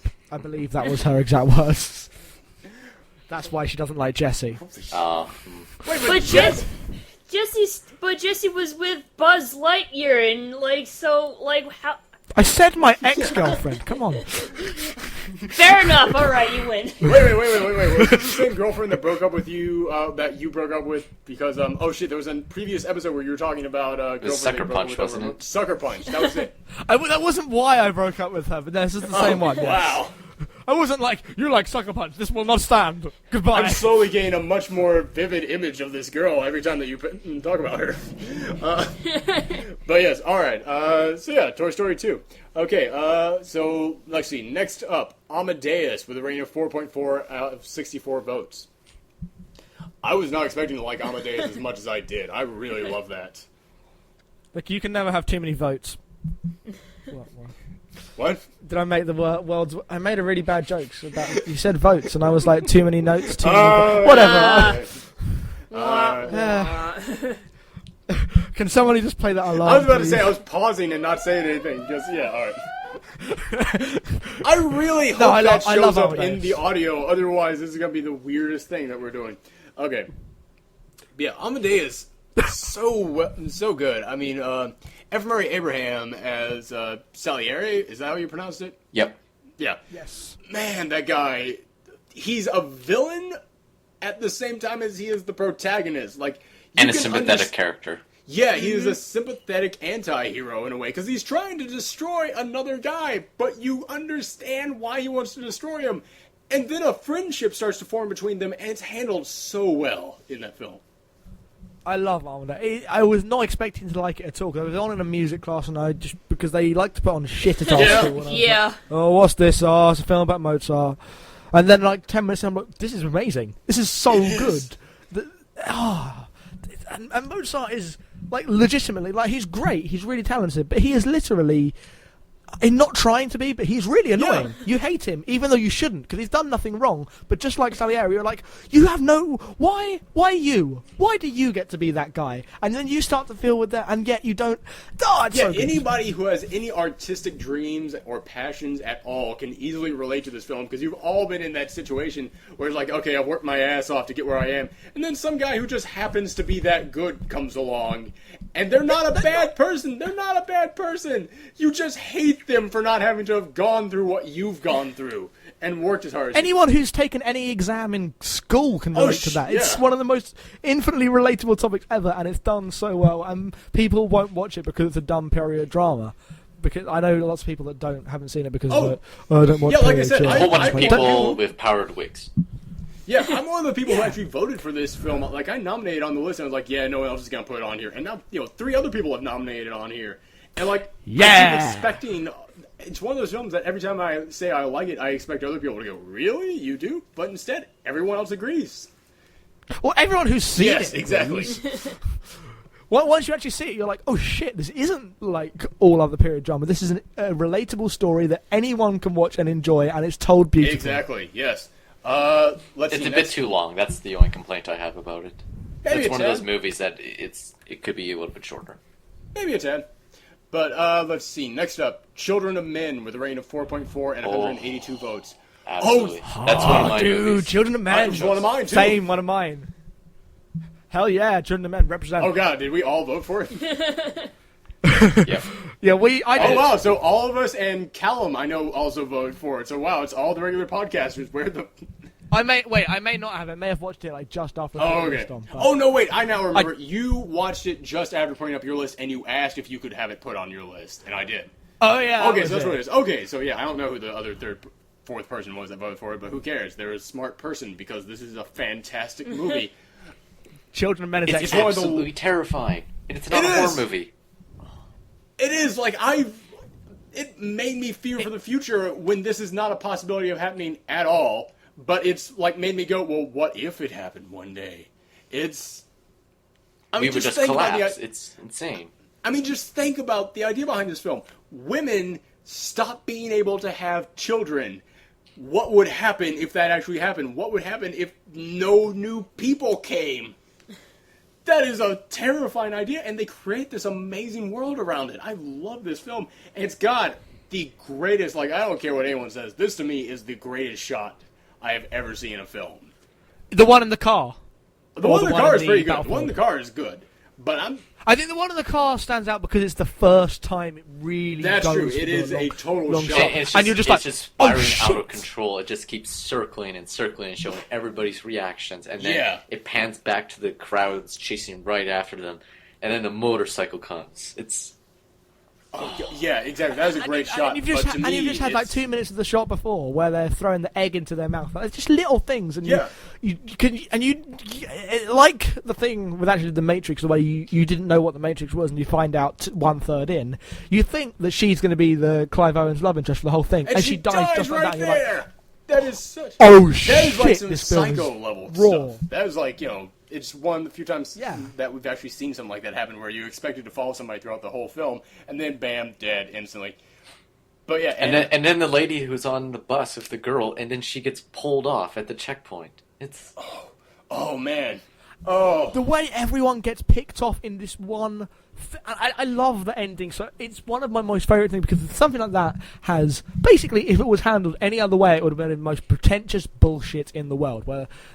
But it's not, because it earns it through all the deaths, and everyone is just sacrificing so much, and you never know what's on that boat. You never see anything inside the boat, but you know that Theo believes in it, and that's all that matters. Hope. That's that what's one out moment. there. Yeah, that's and it's not pretentious. It's really satisfying, and it's such a good movie. Yeah, exactly. I mean, you have to give us that after what we have experienced in this film.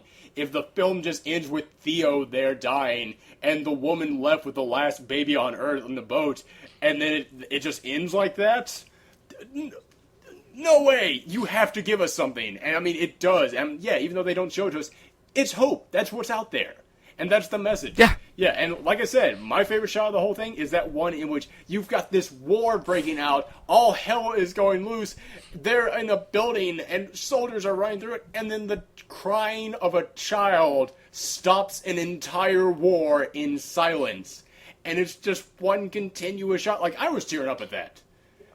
Yeah. Same. Because again, with the pretentious thing. Perfect. That is one of the few scenes where I say it's absolutely perfect.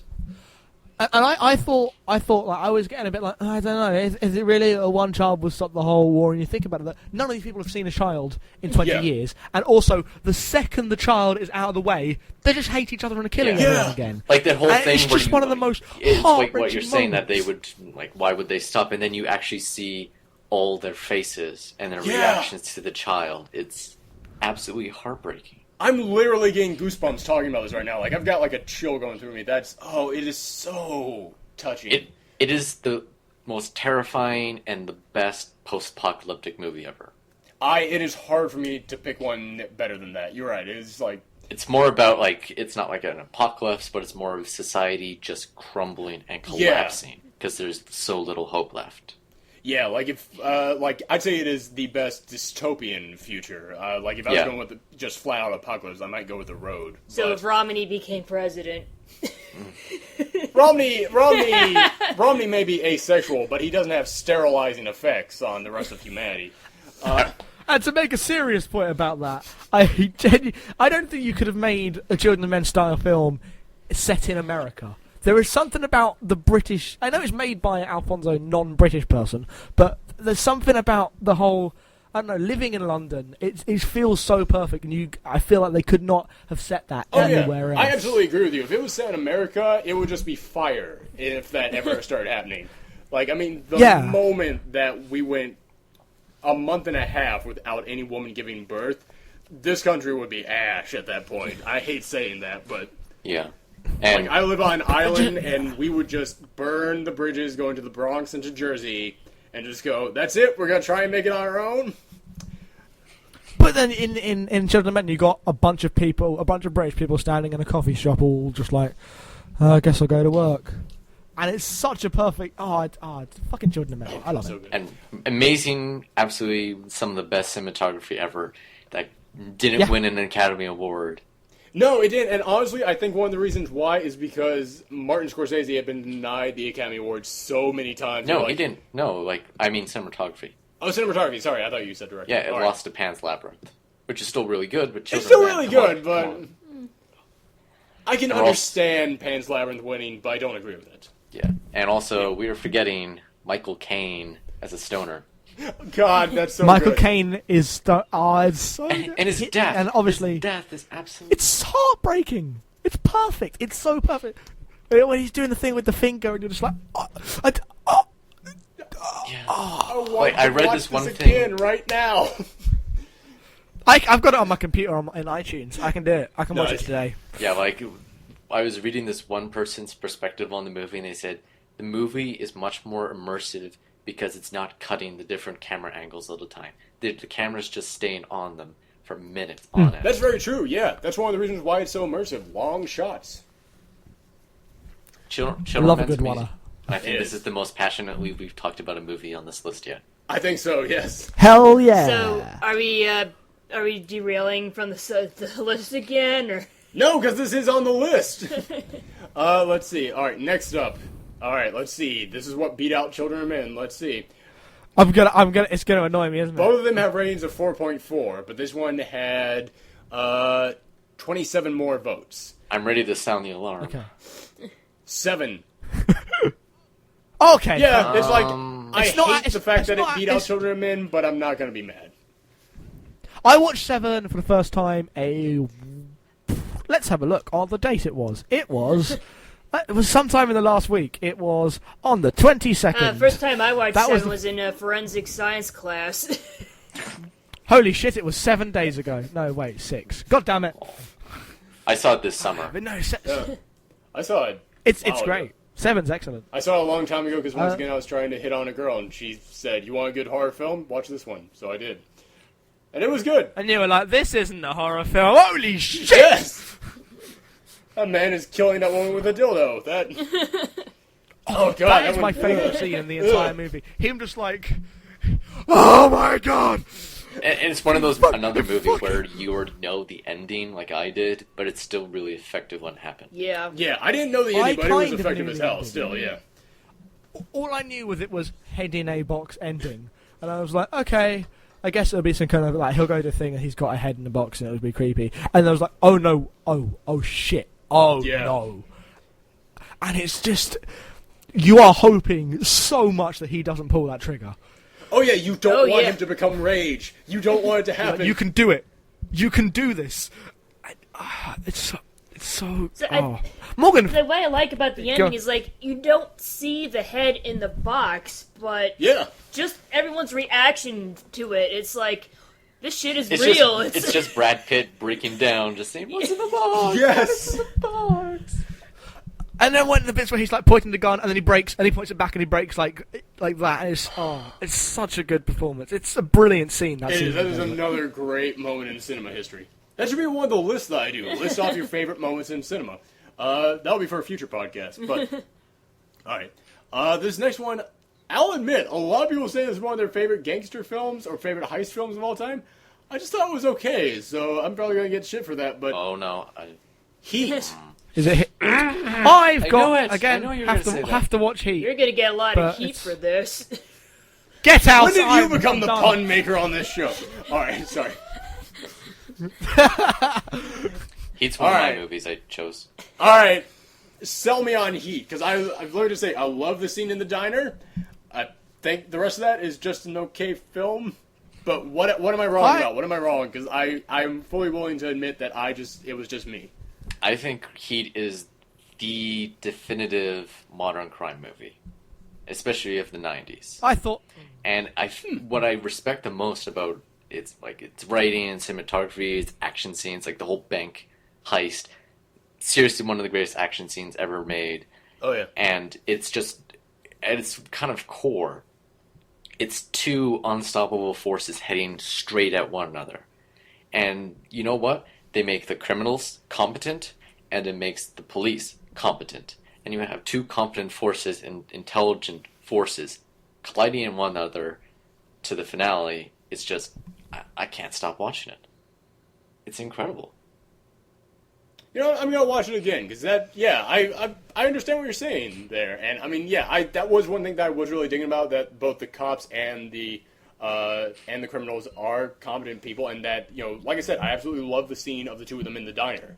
I mean, I might be just lukewarm on this movie, but if we ever did do the list of our favorite moments in movie history, I might have to put that one on there because that to me is a fantastic scene. Yeah, and that scene in the diner, it is the calm before the storm. It is the last meeting. It's almost like a terms of engagement of what's going to happen next. Like them saying, next time I see you, I'm going to have to put you down.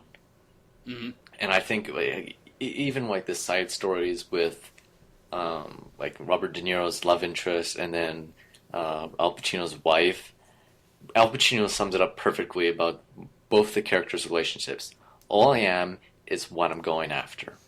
And that's all they are, because that's all they can be good at. In their whole entire lives, it just breaks down because they can't do it.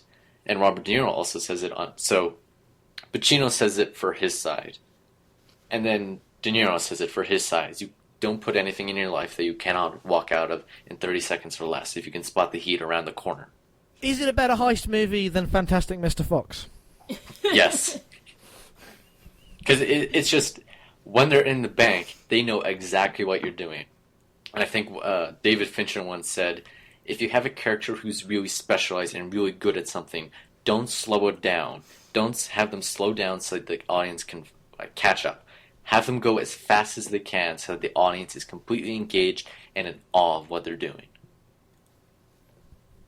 Awesome. All right, let's see. The next two films we're going to talk about together because they go right with each other. Yay, all together now. This is number 21 and number 20. At number 21, Lord of the Rings, The Two Towers. Number 20, Lord of the Rings, Fellowship of the Rings. I was just rewatching, this is the wrong movie, but even so, I was watching Return of the King, and holy crap, the CGI on Gollum still looks incredible. Yeah. It's leaps and bounds still better than most CG that's in movies nowadays. Yeah, I mean, I'm the guy who always preaches about practical effects over anything else, but I mean, those are the times when, I mean, it is now at a level with like, mocap and such that you can't really complain. I mean, it looks amazing. Yeah, like even Lord of the Rings is a movie that just, it doesn't get made anymore. It's this huge epic story. They're making another one. That's what I'm saying. It came out it's 6 years different. ago. It's one book. This is three separate books that you have to adapt an entire huge arc for. It wouldn't get made anymore if it wasn't the Lord of the Rings. If it like the Game of Thrones is the closest you get. With I was about like to say, do you guys think that Game of Thrones would actually be so popular and even be getting made if the Lord of the Rings films had not come out? Fuck no. No, not even for HBO. Like just fantasy in general. Yeah. Yeah, you're right. Lord of the Rings did kind of bring fantasy into the mainstream entertainment industry. Yeah, and it brought back Peter Jackson. Yeah, it did. Thank goodness for that. Yeah, Lord of the Rings, I see it more as, like when I put on the list, I put it as just a whole trilogy. Because that's what I see it as. I see it as one giant 10-hour movie. That's exactly how I And take you it too. said Amadeus was too long. I'd rather marathon Lord of the Rings. Trolls and giant spiders. But what if it did? Oh, yeah. Give it all the Oscars now. All right, next up on our list, number 19, another animated film, and also broke the record for the quickest film to ever make me cry. Up, with a rating of 4.5 and 373 votes. Best film ever made. You were gonna hate the movie that beat it out then. No, you got to tell me now because you can't. No. We'll get to it. Let's just talk about how good Up Okay. is at the moment. I think It's that perfect in every single way. it is the second best Pixar movie because I know what the other one is because I chose it. Up peaks at It 10 better not be minutes. Toy Story fucking 3. It better not be Toy Story 3. No, we already passed Toy Story 3 a long time Okay, ago. oh yeah. Up What? Up can't beat that first 10 minutes. Oh, that is the best best No. opening of. It's hard for me to even think of another movie that is being that out in my mind at the moment. Yeah, like it Okay, tells uh, basically a story that is you could tell an entire movie, but they condensed it into a 10-minute montage that just breaks With your no heart. dialogue either, aside from the short little exchanges kids.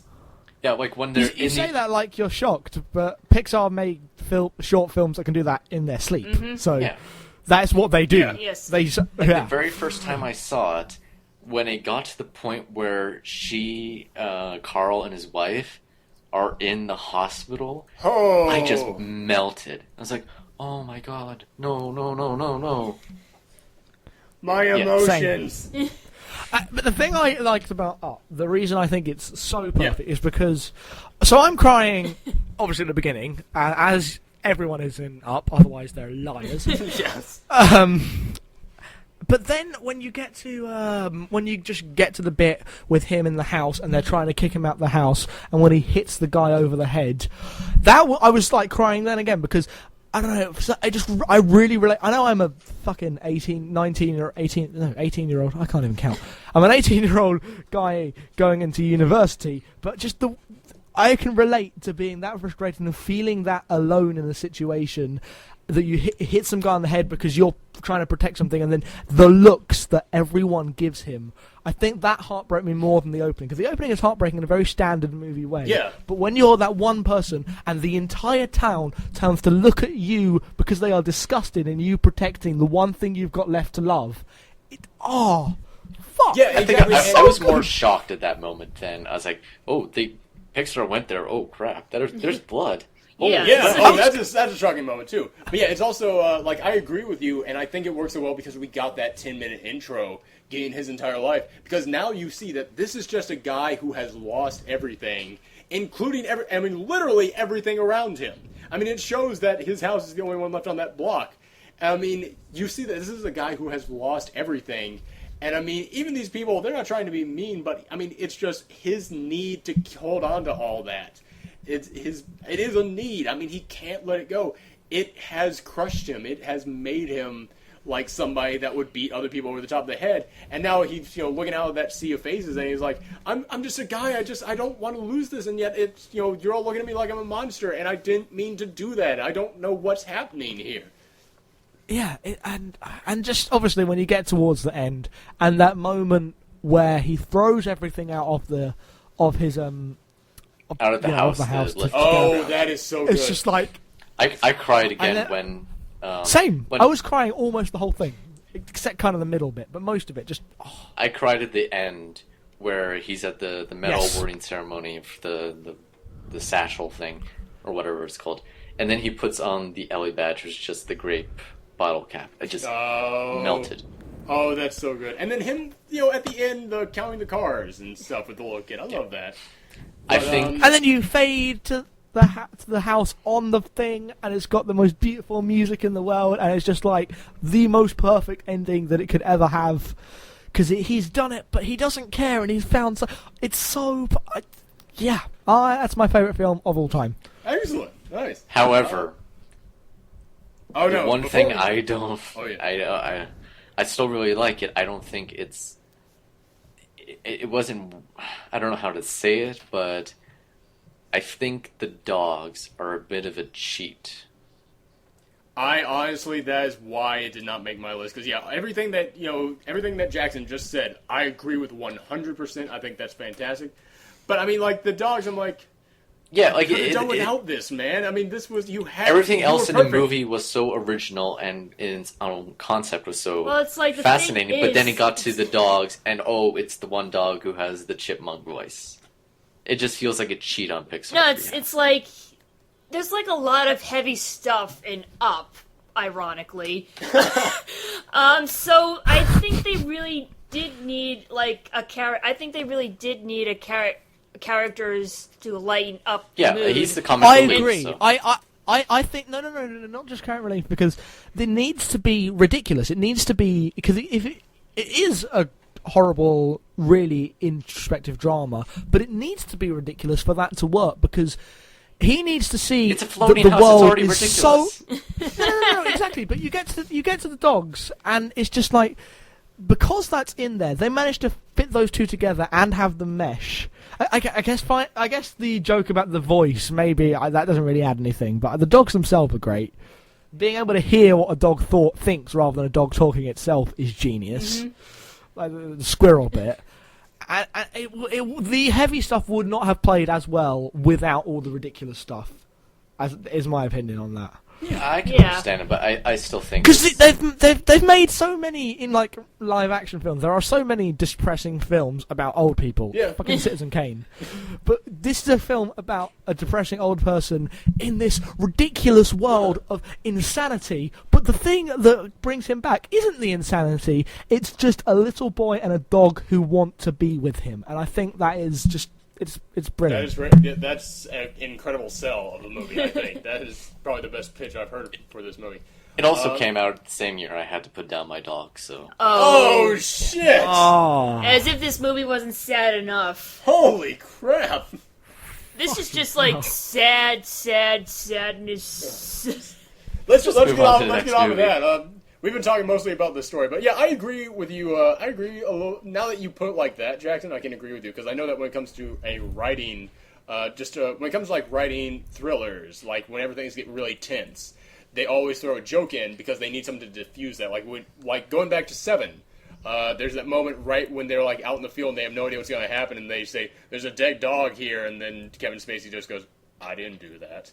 And every time that gets to that moment, that's not really a great joke, but the audience always laughs hard at it because they need a joke at that moment. So I understand in Up, you need something that crazy. To go back to Seven for a second, actually, that film's really funny. Morgan Freeman is a comic genius. Just his dry David Fincher, as with Fight Club, he's really underappreciated on the fact that he can do undercutting in the most horrible of situations with such dry humor better than most. That's one of the other sells of Seven. All right. Before we go off of Up, once again, we've got the animator girl here. How would you compare Up's animation to the rest of like Pixar's library? Like, where do you think it stacks in comparison? Oh, that's a tough one. I really should have prepared you for so I'm going to ask you this question. We'll just talk about like what you find so impressive about the animation in that. Definitely the scene where the balloons, lifted the house up, because you see the lighting and the colors of the balloons and the shadows on the buildings and reflected on the people, and that's just really, really amazing, effects, and it's just like that's just my favorite. That's definitely my favorite scene as far as animation wise, because you have all those balloons, you have all those colors, you have all that lighting and shading and everything. So it's just like to see it all come together in like this beautiful, colorful, scene. It just really amazes me. So Cool. I can imagine a Pixar animator hating balloons after making Up. It's like, I never want to see a balloon just ever walking again. through the park and going up to some kid holding a balloon pop. I'm just imagining the Pixar animators like wanting to shave everyone's head after like doing the animation for the Merida's Brave. hair on Brave. So it's like, I fucking hate hair. All the characters in the next Pixar movie are bald. They're all bald and clones of each No. other. The characters in the next Pixar movie are covered in fur. Let's see. All right. Here's the movie that beat out Up. It has the same rating of 4.5, but it had 7 more votes. The Big Lebowski. Oh, I love the big. I saw that yesterday. Okay, excellent. All right. No anger here. All right. It's not as good as Up, Oh, yeah. but the Big Lebowski is a brilliant film. I watched The Big Lebowski once back in college. I thought it was okay. I watched it again recently to prepare for this list. I'm shocked I didn't add it to my list after seeing it a second time, because that film, I laughed my ass off seeing it the second time. Shut the fuck up, Donnie. John Goodman is so good in that film. Am I wrong? Am I wrong? He has got the greatest tangents in that film. He may be one of my favorite written characters, John Goodman's character in that film. Just because it's like, how we all know, we've all seen people like that, but we've never actually known a guy like that. So it's great that we actually bring that guy right up there, and he's just as weird and out there as you'd think he would be. The scene in the coffee shop where he just like, everyone's looking at him and he's like, you're going to have to quiet down. And he's like, I fought my ass off in Vietnam so I could drink this coffee. I love that he brings up Vietnam like just at the drop of a hat, as if it justifies everything. And then Jeff Bridges is like the one guy who's like, hey man, that doesn't apply to this situation at all, man. And I love when they think they find the guy who stole his stuff, and he goes out to his brand new car. This is what happens when you fuck a stranger up the ass. This is what happens when you fuck a stranger up the ass, and then the neighbor comes out, what are you doing to my car? Oh, it's so good. It's so, like, anybody who has seen it and doesn't care for it, I highly recommend watching it a second time, because everybody kept telling me, yeah, you gotta watch it a second time before you appreciate it. I watched it a second time, I fully appreciate it now. Love the hell out of that movie. Are they Nazis? No, they're fine. They're just nihilists. They're just nihilists. No, they're fine. They're just nihilists, Donnie. I love that John Goodman like would turn on a dime on that, from being this out of control nut job to being like, hey, it's okay, don't worry. I'm sorry. I'm sorry I did that. I don't know why I did that. In the obviously when he pulls out the gun in the game, and then after he gets his way, he's like, it's a league game. This is serious shit. It's a league game. Oh God, I love that movie. That rug really held the room together. Yeah. Yeah, well, that's just like your opinion, man.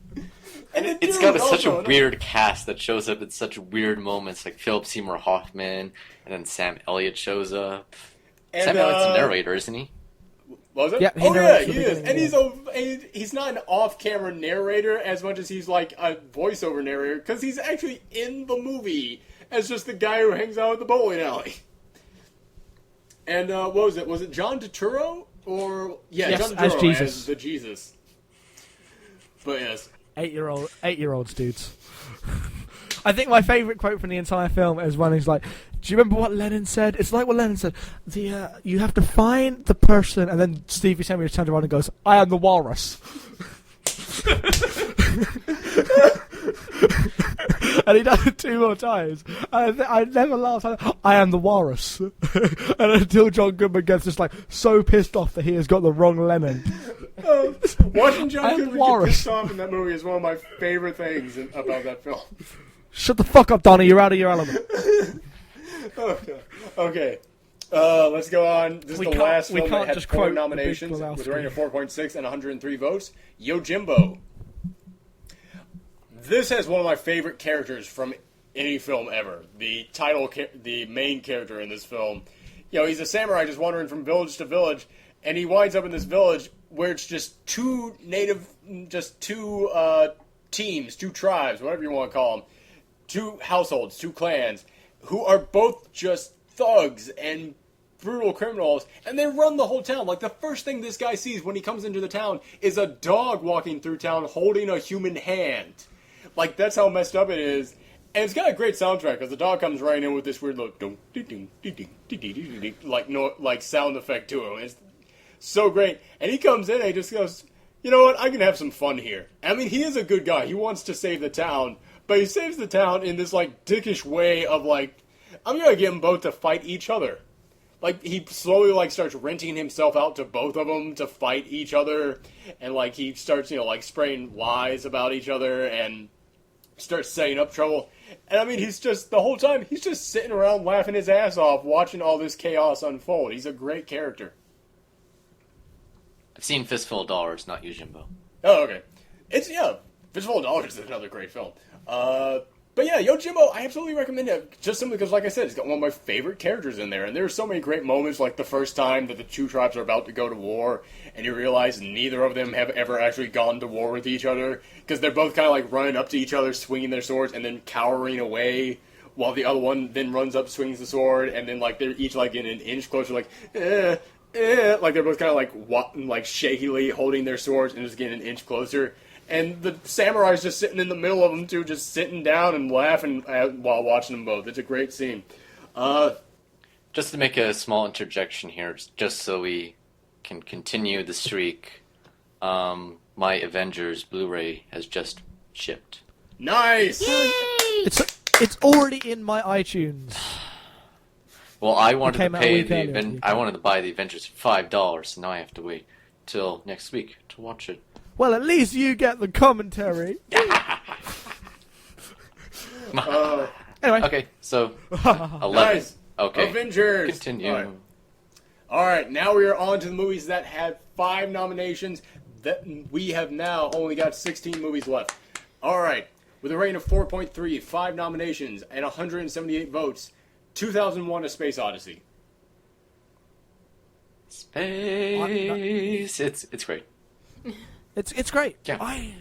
I really, my dad loved this film to bits. I still find it weird because it goes all meta and not meta. It goes all surreal with the ending. The only thing I find weird about it is that it is this crazy trip ending, which is fine. But the story with Hal is a conventional, terrific sci-fi story, and then it just decides to go in this other direction. I'm just like, okay, I guess we can have lights for a while. Yeah. Daisy. Yeah, it's like 2 films that are both good put together. Hal is one of the best movie villains, I think. Yeah, it's just, and like the whole paranoia out of it. I just really thought about it now. It's like, it's still grasping on this paranoia of the Cold War, but it's just infused into this tiny little machine for red light. Yeah. I like the way he's so human. Yeah. In the way he reacts to his situation and the way he kind of like is dealing with it and is fighting with himself about what he should do and the way he's watching them. You are sympathetic to him when he dies. It is really sad. But he's also a terribly evil machine. Yeah, he's a terribly evil robot machine with no emotions, and yet he suffers from the most human worry of all. And the Hal story is genius. And 2010 is still, it's a good movie too. I watched it. It was on TV a couple weeks ago, and I was watching that and Inception at the same time because they were both on the same channel or different channels. Yeah. So yeah, 2001. It's one of the definitive space movies. My God, both of those are in the past now. Yeah, I know that. We're in 2012. Well, we still have that one coming up. Wait a minute, no, we don't. So yeah, never mind. 2001's the worst movie ever. It's wrong about technology in the course of history. No, it's like The distant future. I mean, Completely like, out of date. 2000. I just always hated when like a sci-fi movie has like a specific date because like when like in the future when you like in that when that year finally arrives and people are watching this movie and they're like, oh, so that's what everyone thought the present day is like, and it's like, wow, we haven't gotten that far in technology. It's kind of disappointing. It's like it's the 60s vision of the future. Yeah. And Blade Runner is in 7 years. Yeah, really? Because I thought it was 2017. Yep. No, I think it's 2019. Because Ridley Scott did not want to make it 2020 because 2020 vision. All right, let's see. Next up, another Stanley Kubrick film, another very messed up film. A Clockwork Orange. I've never seen it. Oh.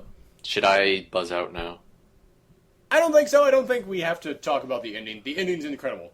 That's all we have. Well, I don't really want to. I haven't seen it either. I haven't seen it either. All right. It's in my box of I need to watch this in the next few weeks because I'm going through excellent films. Okay. That's why I watched Seven and The Big Lebowski. Wasn't Clockwork in that Orange case, I'll the just do movie? Wasn't this the movie that had coined the term ultra-violence? Yeah, it was. Which, yeah, in that case, I'll make this quick, and I'll try not to spoil anything. In A Clockwork Orange, you've got this guy who is just a nut job. I mean, he is a sociopath, doesn't care about anyone at all, and just, it starts off with him and his buddies raping someone and beating the shit out of other people, and then the guy goes to prison and basically, he undergoes this treatment to basically kind of make him, not that, basically. A normal person of society. Exactly. I don't want to say it makes him feel, but it makes it so that he gets sick anytime he wants to hurt someone. And, yeah, this guy is an evil asshole, and you should have no sympathy for him at all, except that then you see him released back out into the world, and you see the world just start kicking the shit out of him so bad that and he can't do anything because he just gets sick anytime he thinks about fighting back, so all he can do is just beg and plead not to. And that's what this film does that is amazing. It takes someone who is quite possibly the most evil character that you could imagine, and then makes you want him to be that. Because when he's not that, you're begging for him to come back out. You're begging for that evil to come back out so it can fight back. And that's an incredible thing that this film does. Let's see. Next up, with a rating of 4.4, 199 votes. I believe this is number 13, I believe? Groundhog Day. Yeah, it's one of those, it's like it's really good, but I don't think it... So I missed it. Wait, what was this one? It's Groundhog Day. Again, terrible film. Bill Murray saves it. I don't think Groundhog Day is a terrible film. Groundhog Day is it just No, beats... I think it's a good film made great. I by think Bill it's a Murray. good idea, and because whatever, I can't remember who it is. The girl is terrible. Annie McDowell. She's Anyway, average. she's bad, and the concept is, and it doesn't do that much with it. But Bill Murray, for some reason, the way he reacts to everything makes it great, makes it legitimately great. I want to know what Bill Murray's vision of Groundhog Day is, because I know he hates Groundhog Day as it is right now. Really? Yeah, he thinks it plays too much as a straight comedy. Wow. Yeah, I think that they do a lot with it, because to me it does kind of ask, what would you do if if every single day was the same after, you just kept living the same day, because it shows that, eventually you're just going to kind of get bored with it, and you're just going to see what you can do, and I love that's when he starts, just robbing people, just to see what he can get away with. And then after that, it will, it then goes to that dark place where it says, but eventually you would realize there's no out, and you would just try to kill yourself. And then it shows that doesn't even work. And I think that does go to some pretty interesting places with the storytelling. And I think it's original, too. I really can't think of another film or anything that had done that before this film. Everybody's done it now as a parody of this, but I can't think of another story out there that had done this before. It's sort of like taking the whole It's a Wonderful Life thing, the idea you've never been born, but kind of spinning on its wheels, saying, oh, you're going to live the exact same day over and over again. Yeah. It's sort of that sort of, I don't know, that sort of mindset. Live the worst day Yes. over and over and over again. But he's like, it's only the worst day through choice. It's only the worst day because he's like, oh my god, this is the worst fucking day. Yeah. And then when he thinks he's done it, like he's had the perfect day where he's helped out the most people, he falls asleep, and it's the same day over again. Yeah. That should have been the ending. It has a fucking terrible ending, by the way. It's so cheesy, so corny. It's the worst, so bad ending. Should have ended there. Damn. All right. That would have been the Stanley Kubrick. That would have been, yeah. No, that would have been the Twilight Zone ending to that thing. Yeah. I would like to see a remake that would still have Bill Murray in it, but it was directed by Wes Anderson. Oh, yeah. Wes Anderson would be great to do this film. But let's see. Next up, rating of 4.5, 103 votes, Princess Mononoke. Yes, that's one of mine. You're nodding your head, Michelle. You can add to this, too. Well, I enjoy the movie. It's on a really grand scale, and I think what I like best about this movie is even though it's it has an environmental lesson, it's not saying man is evil and nature is good. It's you understand why the people do the things they do, and nature is sometimes an asshole, but it just does what it does in order to survive and everything, and it's really more about coexisting, man and nature coexisting rather than nature being better or man trying to stand on his own or something like that. So Yeah, and like a lot of people compare Princess Mononoke with Avatar. Like, No. No. Yeah, I've seen plenty of that. Where No. it's the same The term "The environmental Last message where- Airbender" had better be coming after that if they're going to try and do that comparison. No, like people have the same comparison of here's this outsider that's going in straight into this conflict between nature and society there, and the humans trying to pillage the land. But Avatar does it like completely black and white in a Yeah. morality scale, and Princess Mononoke is completely, like you were saying, it's sort of that moral gray area. Yeah, And while I mean, Avatar yeah. has this sort of, I don't know, it doesn't. It has sort of a It's negative biased. ending. Yeah, like the ending's like, oh, nature wins, and they scoot off all the bad humans off the planet. Well, Princess Mononoke proves and shows that you have to coexist, and it's a much more hopeful and optimistic ending compared Right. to like Avatar's. Yeah. Yeah, and Princess Mononoke is gorgeous, and I love this whole entire theme of like Prince Asichaka, like the man from the West, just his whole story. And I wish they would make like a Star Wars movie in that sort of vein, like have some lonesome Jedi show up everywhere. To me, this It's is funny. like the Hayao Miyazaki film. Like, this has got everything. Oh, what? Yes and no, because the next one is the other movie that I have on my list. It I might be on watched- this list too, so. Yeah. Okay, yeah. If there was another one that would beat it out, it is the one that's coming up. And I would have to I agree watched with that. I watched so. both of them back to back to come to the definitive choice and which one is better. And then I realized it depends on what sort of day I'm having, I guess. Yeah, I guess. Okay, let me put it this way. If Hayao Miyazaki had to make a film for Akira Kurosawa, it would be Princess Mononoke, I think. Because it's got everything that Hayao Miyazaki loves, plus a guy with a sword. So, I think Hayao Miyazaki is the most consistent in terms of quality director ever. I can't think of anyone else better than that. I might have to agree with you on that.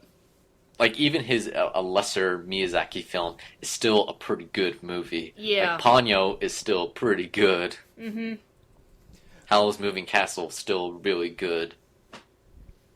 Let's see. I like Castle Howl's Cagliostro. Moving Castle. Yeah, I don't think that's a lesser It's film. just at that all. I kind of feel like Miyazaki It can- is at his best when he does his like own stuff, like when he tries to like do his take on like a previous story. Then it gets sort of meh, a little convoluted. Like Ponyo is based on The Little Mermaid, and it's a really simple story. A mermaid wants to be a human and all that, and then Miyazaki has to go and like make it more elaborate by having the end of the world and the moon crashing down and all that. So it's like I mean, the animation is still really, really great. That's always standard. Always great animation. But it's like, it seems like whenever he tries to do his own spin, it's too much of his own spin, if you know what I mean. That being said, I haven't seen Ariete yet, so I don't know. It's okay, but it's actually not him directing. He only is okay, writing. so Yeah. it is Ghibli, but it's not Miyazaki. It's not I see. fanciful enough. Okay. That's what it is. Yeah. And Castle Cagliostro, really great movie. Oh, I It's his still first want. movie. That is one of those ones I have yet to see, and I want to. So Yeah. bad. I think Nausicaa of the Valley is his worst film. Yeah, it's like a pre Princess Mononoke, like Yeah. like the first draft Princess of Mononoke. Oh yeah, the first draft of Princess Mononoke. yeah, that's what I meant. So it's like so it's like Nausicaa is like it's okay but not very good. It's like Princess Mononoke takes it up a great deal and makes it much better. So Okay. Yeah. And Porco Rosso is really good too, because I don't think it's on the list. No, sadly not. It did get a Screen Bestie. It did, and it deserved it. Yes, back when that was a thing. That movie is delightful. All right, next up. All right, I said that there are two movies that are constantly in battle for what is my favorite movie of all time: Chinatown or another one. This is that other one with a rating of 4.5 and 144 votes. Taxi Driver.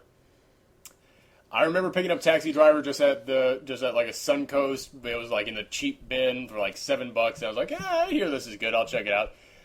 I was blown away on every level watching this film. Like, my mind was destroyed after watching this. Like, I could not believe what I had just seen. Just, this film took me into madness, but not in some weird surreal way, but in, like, the real world. As in, like, this is what the head of a crazy person feels like. And yet, it's, once again, it's like, you know, Amadeus or Clockwork Orange. It makes him the hero of the film.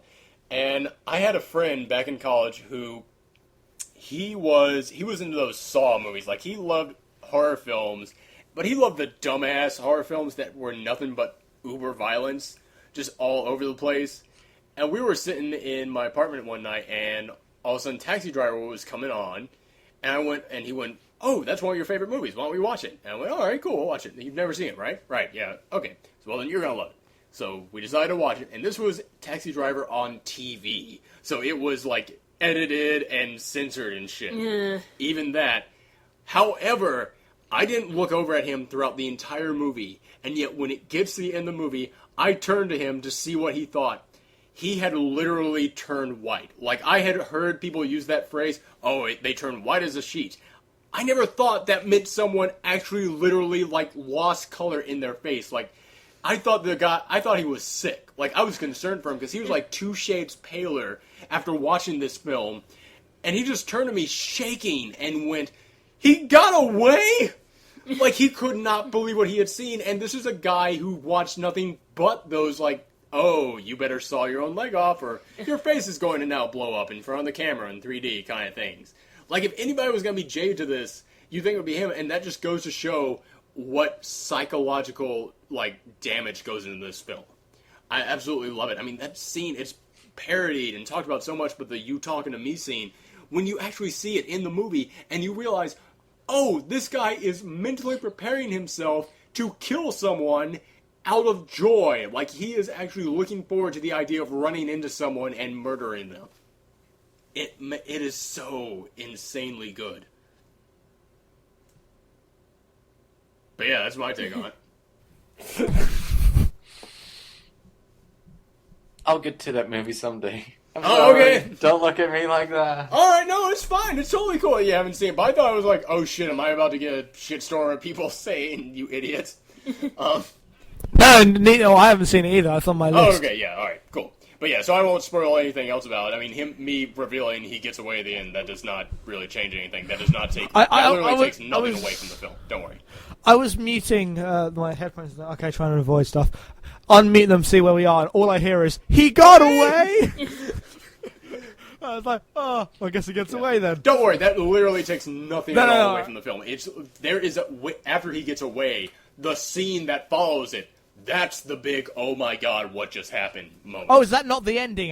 After Yeah, it's not the ending, yeah, it's just, yeah. Okay, cool. But yeah, alright, wow, so I was the only one who saw that. Alright, good, I didn't have to defend it. Alright, next up, The Thing. As in John Carpenter's The Thing. There's too many good movies out there, and I'll get to this one too. Oh, sorry, oh, you haven't This is gotten to this why I one either. brought a box of DVDs, and I'm going through all the ones I missed. Oh, so you haven't Actually, gotten to it either, Jackson? No, I've seen. Oh, The Thing. okay. I've seen The Thing. The Thing is a very good It film. is. It's great. Yeah. It's got a genius ending that's really, really subtle for some reason, and it works. The way they're just sitting there and drinking is great. Yeah. It's a great horror film. There are very few horror films that actually can, like, freak me out, and this is one of them.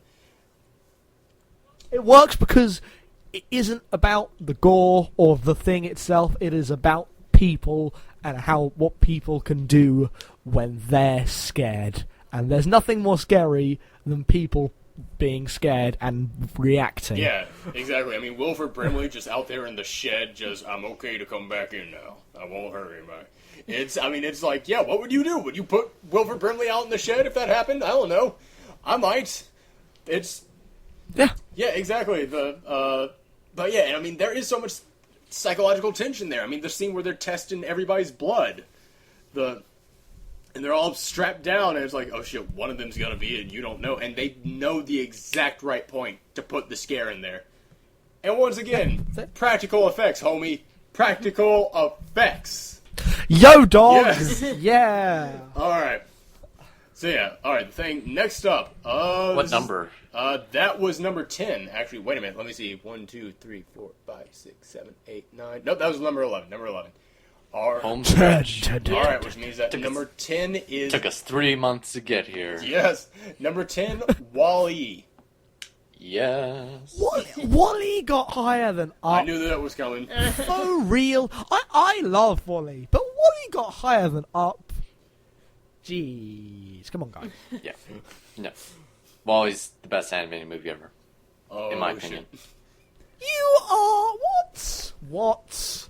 Wall-E is, if you say you take the bits of Pixar like the dogs and like the simple things you see in all of them, like the love story and everything, and you perfect them, that is what you get from Wall-E. But Up brings something more, and that's my take on Wall-E. It's the best standard Pixar film.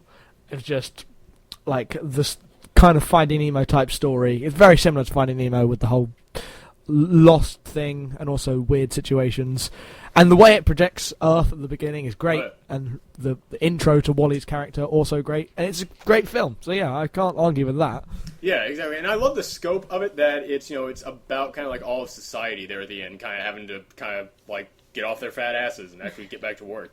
I love that that's kind of the message of it. I mean, I love the captain of that ship, kind of, who's just a dumbass, letting everything take control, and but he knows what's right and wrong still, so he kind of has to break what man has evolved into in order to save the day. I love that. I love stuff about the human spirit, and that's kind of like that's one of those films that there at the end it kind of shows, yeah, everybody's got a little bit of it. We just need to stop watching TV for 5 seconds and stop gossiping, and we're good people still, no matter what. It's like a Doctor Who episode almost to me. It's like if Doctor Who came to the future and saw us all as blobs, he would then be the guy to kind of remind us, no, turn all these things off, and we can get back to it.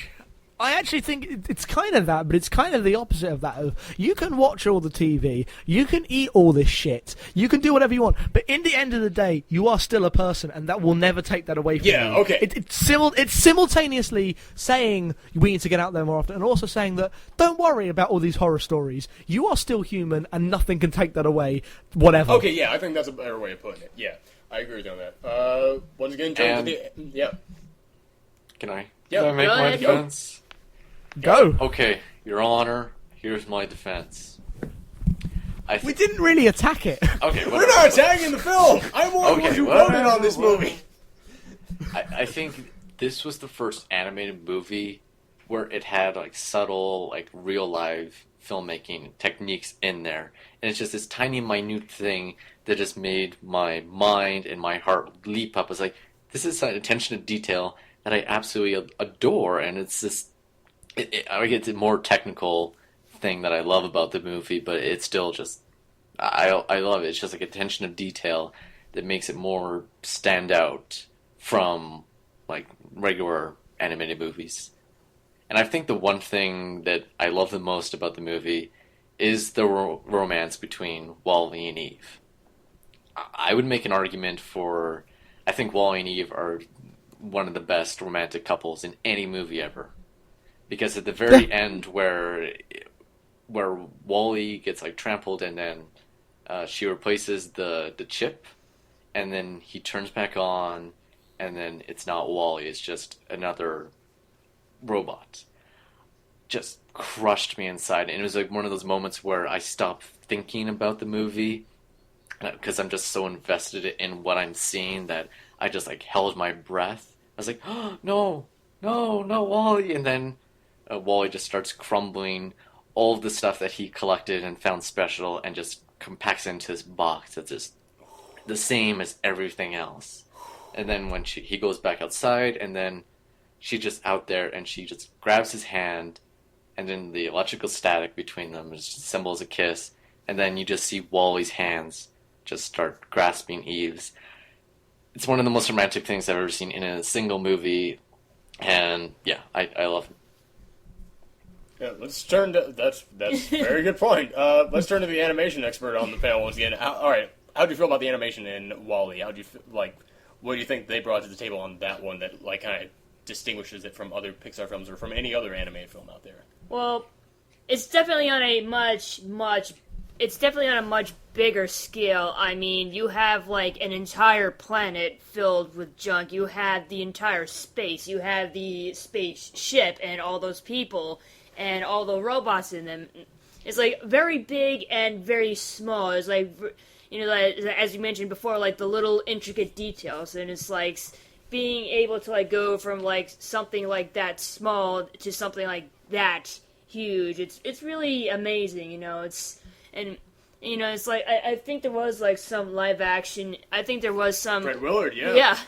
Fred Willard as the former president of Earth, leaving videos for everybody. Yeah, about how he he's fucked the everything up.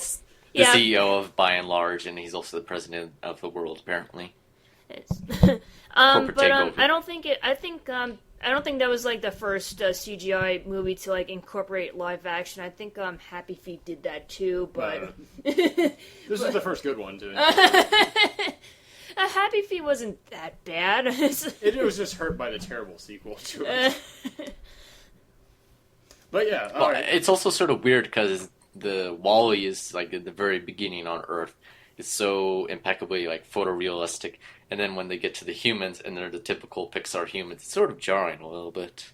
Yes, but then you see the pictures of the captains of the ship in the past, and you see like the transformation from like the live action person to like the blobby, cartoony people, and it's like, oh, so that's how it happened. So it's not quite that jarring. So Yeah. Just to say one thing about Wall-E, the reason, to get back to you about the thing with that moment and Wall-E and Eve, I think this is, again, me being a horrible person, I would have preferred it if it hadn't have just been Eve woke up and is suddenly Eve again. If they had ended it before there, then I would be like, Wall-E, you're up, I can't tell. But because it goes back to that standard ending thing, I guess I don't like it when the movie's climactic moment hinges on complete writer-directed chance, in that there is nothing Wall-E... I mean, there's like the stuff that he makes, but there's nothing that Wall-E does that brings him back. It's not a character development choice, it's just that she is still there. And it just... I don't know. That's why I don't... But I thought it would be like their love or something, like that spark Yeah, or it's the something. static. And, like, yeah, the static. Like it reminds him of like how much he cares for Eve, and Yeah, no, I know. I guess I'm just a cynical person. Would have preferred if it would have been like, oh yeah, I guess they're computers. That's a great film. Oh, good. Love solved the day. I see.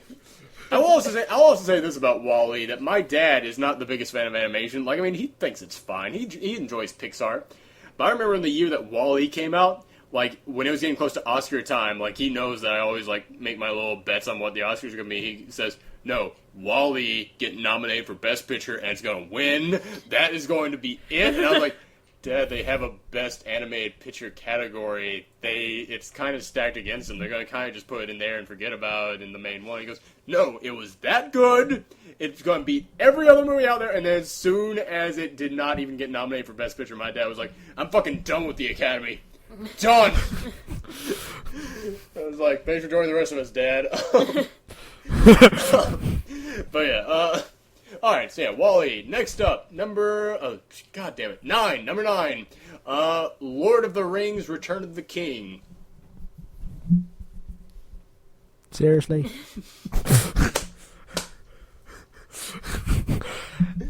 Lord of the Rings. Yeah, the Lord of the Rings. I just don't really like fantasy much. So That's your own fault, though. it is my own fault. I'm just not a fan of the way the way language is handled in them. The same way, I think. All right, hold on. The way I don't really like period dramas, I don't consider Lord of the Rings to be as good a fantasy film as Amadeus is a period drama film, in that I don't normally like that. But then you see that and you realise they can be amazing. It's good. It's just too long and very... Yeah. Anyway, someone else talk about it, because I'll just be annoying. Kevin, you're the Lord of the Rings guy here. I mean, anything else you want to add? Yeah, it's just copy and paste what I said before. Yeah, I was about to say, we here. already kind of talked about it, yeah. All right. Yeah, We're it- talking about the whole film as a whole. All right. That was Yeah, I this see time. it as more of a whole, and I guess people, like, if there's one film that you kind of have to categorize as the best, I would say it's it's Return of the King. It's typically, whenever there's a trilogy that people tend to think of as a whole, the one that they're always going to pick as the one favorite is either going to be the first one or the last one. So, Empire Strikes Back. Wait. okay, fair enough. That is the exception. Dark Knight. All right. Spider-Man 2. Well, Dark Knight wasn't meant to be a trilogy. Christopher Nolan, they came to him and said, okay, so how are you going to finish it? And the third one went, finish it? Motherfucking, I did it. It's up there on the screen. That is it. Part 2, the end. So, yeah. Let's see. What was it? Oh, yeah. Number 8, Star Wars A New Hope. Better than Empire. Yeah, I said it. Wow. Our top 2 is going to be real awkward then. Fucking stop. Because we've already kind of talked shit about the previous, about what they both are. Star Wars beating out Children of Men, Seven, Wall-E, Up, all these fucking fantastic films, and it still comes back to Star Wars because it was a goodish science film in the 70s. Now, come on, guys. Oh, fucking hell.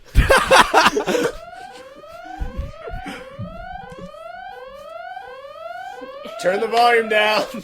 Alright, let's get off that then. Let's get off that before we enrage the trolls anymore. Here's a film that I know that we like, as we already talked about earlier. Number 7, Spirited Away.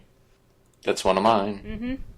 It's like, it's like that and Princess Mononoke are like the two best Miyazaki movies. I think a lot of people agree with. I mean, I know like people do like Totoro and all that, but like that's more of like a that's a good movie on like a smaller level. It's like it's kids doing kid things and it's cute and nice and things. But like as far as like epic fantasy type goes, it's definitely like the Spirited Away and Princess Mononoke. So I think more people don't like Spirited Away is because it's the most popular Miyazaki film in the United States, and it won because it won the Oscar. Yeah.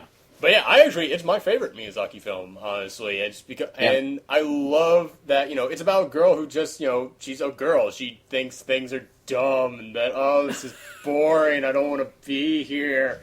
And then, she basically gets thrown into a situation of, okay, your parents are going to be pigs, which in a weird way is worse than them being dead. That's like, it'd be like one thing if your parents were dead, but no, they've been transformed into pigs. And you now have to step up and take responsibility in this weird world full of demons and magical monsters. And it's one of those films that kind of like Wall-E. It shows that if you're human inside, then you can do it. You can step up. It's more optimistic and hopeful about like the human potential. Yeah, and it's just like the general tone is more hopeful than like most movies are. It's like not cynical in that way, and it's not like pandering at all. That's what I love about the film. It's that it's a film with a child protagonist that does not talk down to children. That it understands what children are and what children are capable of. Yeah, and it's like the same thing for like Yubaba and her sister Zeniba, like the two bipolar kind of characters at they're the same type of person, but they're two completely opposites. Sort of. I don't know. Yeah. Yeah, it's absolutely gorgeous. It's music's incredible. The ending is completely heartfelt, and like the scene where Chihiro's at the train station, I don't know, it's just something that just breaks my heart every single time I see it. Or No Face just kind of saunters up, and then the train arrives, and then she says, "He's with me." It's this kind of like forgiveness that children absorb way more of. Yeah, exactly. Like older I love humans that, don't have. Yeah, like No Face in every single other incarnation of Japanese mythology is a freaking monstrous evil creature, and then in this one it's like, no, it's my friend. Yeah, like there's more. It's something that as you get older, it's things that you forget. Like children see things very black and white, and as you get older, it becomes very morally gray. Yeah. And sometimes it's better to be in the white and be more forgiving. Yeah. In that sort of way. Yeah. It's more about the human spirit. Yeah. And that sort of. Yeah, and it's just a beautiful film. Yeah. Anybody else have anything they want to add before we move on? There's something really impressive about a film that when, like, so I am really fucking cynical, but when you can get films like, because it doesn't talk down, and because it's really honest about its optimism, you are rooting for it, and you don't think this would be better if it wasn't so schmaltzy. You actually, it is honest, and it really is beautiful, rather than it's not unearned, and it's really, really good. Excellent point. Yeah. Yeah, and like the character, the boiler man, I forget his name, but like he's begrudging her just being there, and then she crushes or she picks up the piece of coal. And it's like, you have to finish your job, and she puts it in, and then the woman shows up and is like, and she's like accusing her and like, what are you doing here? And then he says, yes, this is my granddaughter. So it's just like this. Even though we're all bitter, people are bitter inside, there's still that little good thing that's in there that people still want to look out for one another. Yeah. All right, let's see. Next up, number 6, with a rating of 4.6 and 248 votes, Shaun of the Dead. Hell yeah! Shaun of the Dead's really good, but I don't think it's better than all the movies we just talked about. It's not better than all of them, but it's better than Star Wars. Well, let me put it in context. Let me put it in context like this. First off, something I forgot to mention about Spirited Away. It's the highest rated animated film on this list. Shaun of the Dead is the highest rated comedy on this list. Highest rated comedy and also the highest rated horror film on this list. It's because it is simultaneously the best romantic comedy and the best zombie film ever made. Yeah. That explains it. Exactly. Yeah, let me put it that way. When you say it's not as good as some of the other films that we mentioned, can you think of a comedy that is better than this film that might have been higher? Because then look at it like that. Look at it as, okay. Blazing Saddles. That's close. That is close. There are other films that are funnier. I wouldn't say it's the best comedy ever made, but as a romantic comedy in terms of that kind of thing, if it isn't the best, it is one of the best. And also, it's an amazing zombie film. And I think the reason it works so much is because of Brian? Is that Dylan Moran's character? Oh, yeah. His story, and when I watched it the second time, I really picked up on this, is one of the most heartbreaking things in that entire film. Because he's the guy, like, you've all seen Shaun of the Dead, right? Yeah, we've all seen it. Yeah. Okay. So he's the guy that is also in love with Liz, but has got with the other guy because Shaun was always the cooler one, and yet Shaun has fucked his life. It's very Amadeus in a way, and you can sympathise with, and all he does is fuck the group up. All he does is get in the way. He's the annoying friend, the antagonistic friend who will never agree with anything. But you sympathise so much for him when you find out why. You find out why he's such a dick, and it's a very relatable human thing. And then he dies without being able to say sorry. Just before he can say sorry, he dies. It's relatable, but it's not as great as you're saying it is. No, it's so good. It's so good. And I know what you're going to say about the ending of that movie. Like, not like when it turns like dark, and becomes an actual zombie movie. That's when it sort of breaks down for me, and I don't like it as much. Yeah, I guess as soon as it just becomes them shooting the zombies, it's not as good. The climax is that David moment, and then when they all come in, it loses something. It's not as dramatic. It's not as tense anymore. I guess you're right there, but it's still amazing. I mean, we've been talking about how much of an amazing film it is. I know that I brought up it's the highest rated comedy on here. It's a hilarious movie. It has got fantastic pacing with all of its jokes, and I mean, it takes the zombie films into a sense of comedy that I have not seen. I mean, like the fact that they think, well, maybe if we just act like the zombies, they won't attack us, and it's true. No, I'll do it on the night. Oh, this is the night. Oh, you mean on the night when it's Yeah, when he turns to Nick Frost and he's like, "You ready?" He's like, "No, I'll do it on the night." This is the night. You'll do. The jokes are amazing. It is. It's so. I love it, and I mean, like them trying to pick out the records to throw at the zombies. Great little jokes like that. That is such a clever scene. Is so incredibly clever, and also I watched that thing. Is such a smartly written film. And you can't pick up on it the first time that you watch it. I had to watch it with director commentary, where they just pointed out all the smart stuff that they put into the dialogue. And, like, you know, him telling Nick, why don't you go and live in the fucking shed? You know, like, so many small things that, like, you don't even notice they put in there. Like, you know, or like the ladies' man at the bar saying, oh, he's always surrounded by women. And then you see him being eaten by women after the zombie apocalypse. So many things are in there that I think it's impossible to pick up on the first time. Yeah, that's what they're like Lamb with Hot Fuzz as well. There's so much just, here is all the shit, and here is how it plays out. There's set off and They payoff do the every it is single the line. exact same thing in Hot Fuzz. They are masters at doing that. Yeah, and I think I like Hot Fuzz more than Shaun of the Dead, but I think it just comes down to I like action movies better than horror Yeah, movies. exactly. I think it's. I mean, it. Oh, so do I. But I think Shaun of the Dead's a better.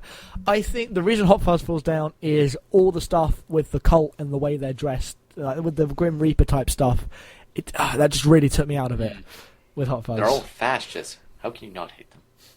Oh no, I love the film, and the ending, the fight and stuff is genius, and I think Shaun of the Dead's better. Yeah, I agree. And to me, once again, it kind of comes down to that whole foreshadowing thing that I mentioned. They do it a little bit more out there in Hot Fuzz. Like, watching Shaun of the Dead, I never picked up on any of it until the second watching. During Hot Fuzz, I picked up on a little bit of it while I was watching. Oh, well, that sword's going to come back. Yeah, that's the only reason why I would pick Shaun of the Dead over that. Plus, I love zombie films, so. All right, number 5. This film was actually number 1 for, like, a long time when I was constructing this list, and I was praying that something would beat it, because it's a great film, but it is not deserved to be number 1. It's Raiders of the Lost Ark. No, that should have been number 1. What the hell's Raiders of the Lost Ark should have been number 1? Yeah. Really? No. Yeah. No. Yeah. No. Yeah. Defend No. yourself. No. Yeah. No. No. Okay, number 4. No, seriously, go defend yourself. I think Raiders of the Lost Ark is the best adventure movie of all time. It is the most enjoyable movie of all time. It is the movie you come back to when you had a really crummy day and you turn on Raiders of the Lost Ark to make yourself feel good at the end of the day. It has the most iconic moments that are I don't know, just stuff that you don't see, like practical stunts, like him dangling out of behind the truck. It has incredibly memorable lines. It's got a great supporting cast. John Rhys Davies is amazing. It's got a great villain. The guy who gets the medallion stuck on his hand, he's creepy and scary, especially when he's in the bar with the fire, that thing. And then there's Marion, and she's like this plucky, incredible female protagonist, and she can stand toe to toe with Indiana Jones. And Indiana Jones is one of the greatest characters of all time, and he is the best in Raiders of the Lost Ark. Yeah, but it's not as good as Children of Men. I actually thought Last Crusade was better, but I guess that's just me. But all That right. is just you. Can we just... I know Indiana Jones has become, because it's so part of culture now that you just accept it, but Indiana Jones is a fucking stupid name. It's a goofy name, yeah. Technically It's such a speaking, dumb the name. dog was named Indiana. Oh, yeah! Totally forgot that. Let's see. Next, It's just a typical, it is like serial. one of those old pop, one of those old, Yeah. pop comic kind of, It's Buck Rogers. Exactly, yeah, exactly. That's what it's meant to kind of be. Let's see, number 4. This is the highest movie on the list that I have not seen. Die Hard. What? Oh, you still haven't I seen still Die haven't seen Hard? Die Hard. Fair It's enough. like, Die Hard should be lower. It should be way Oh, okay. lower. It's a coming in the great mail film, but it should be literally lower. tomorrow on Netflix. It's literally coming in the mail tomorrow. I could not make it in time, but yeah. Die Hard. I won't spoil anything, and neither will anyone Well, else. we know. But I it's- know the ending. The yippee-ki-yay, he's got duct tape to his back. That's so part of, Oh, okay. The reason that film works is Alan Rickman. I wanted him to win.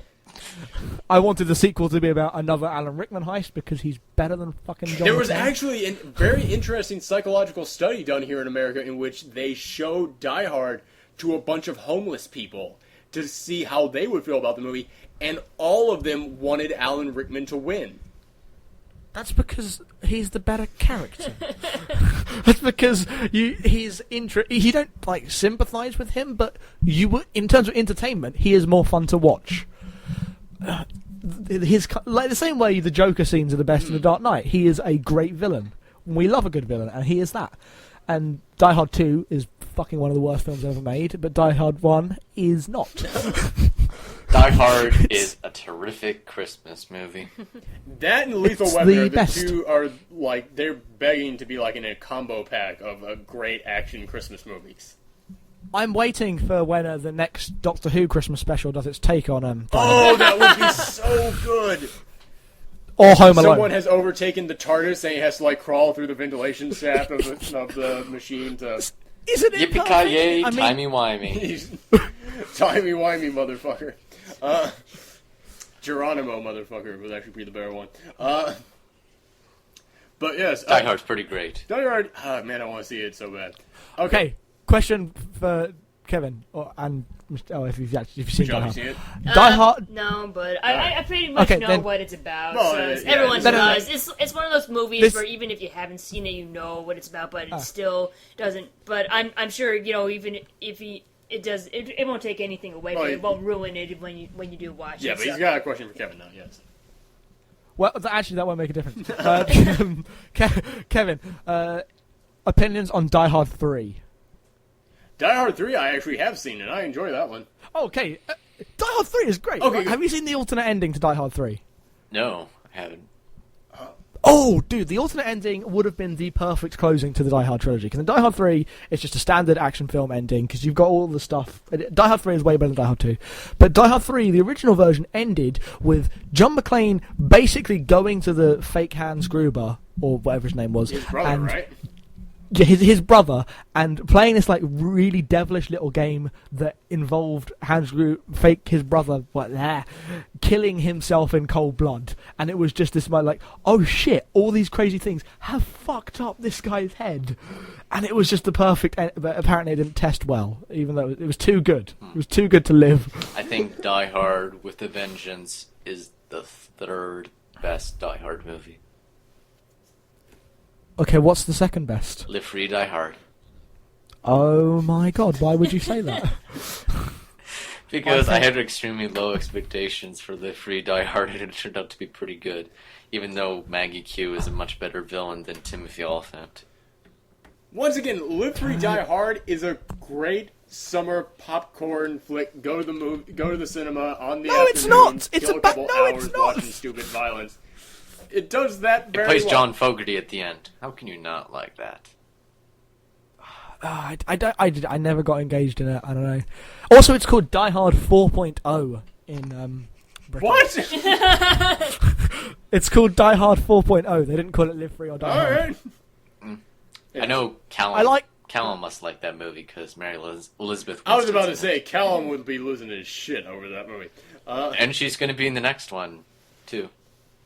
It's It's his his son son in the who's next supposed to one. be more of a badass than him. It's like the whole idea of But he's like a poser. of John McClane is that he's not really a badass. He is an average cop just going into the shit, into Same badass guy, situations. I think. Yeah. No, I think that's what they're trying to do. They're trying to do like his son is all like, yeah, man, I'ma fuck your shit up, and then John McClane just walks in like, oh, I'm so disappointed in you. I think they're My going wife that should route have of had an like, abortion.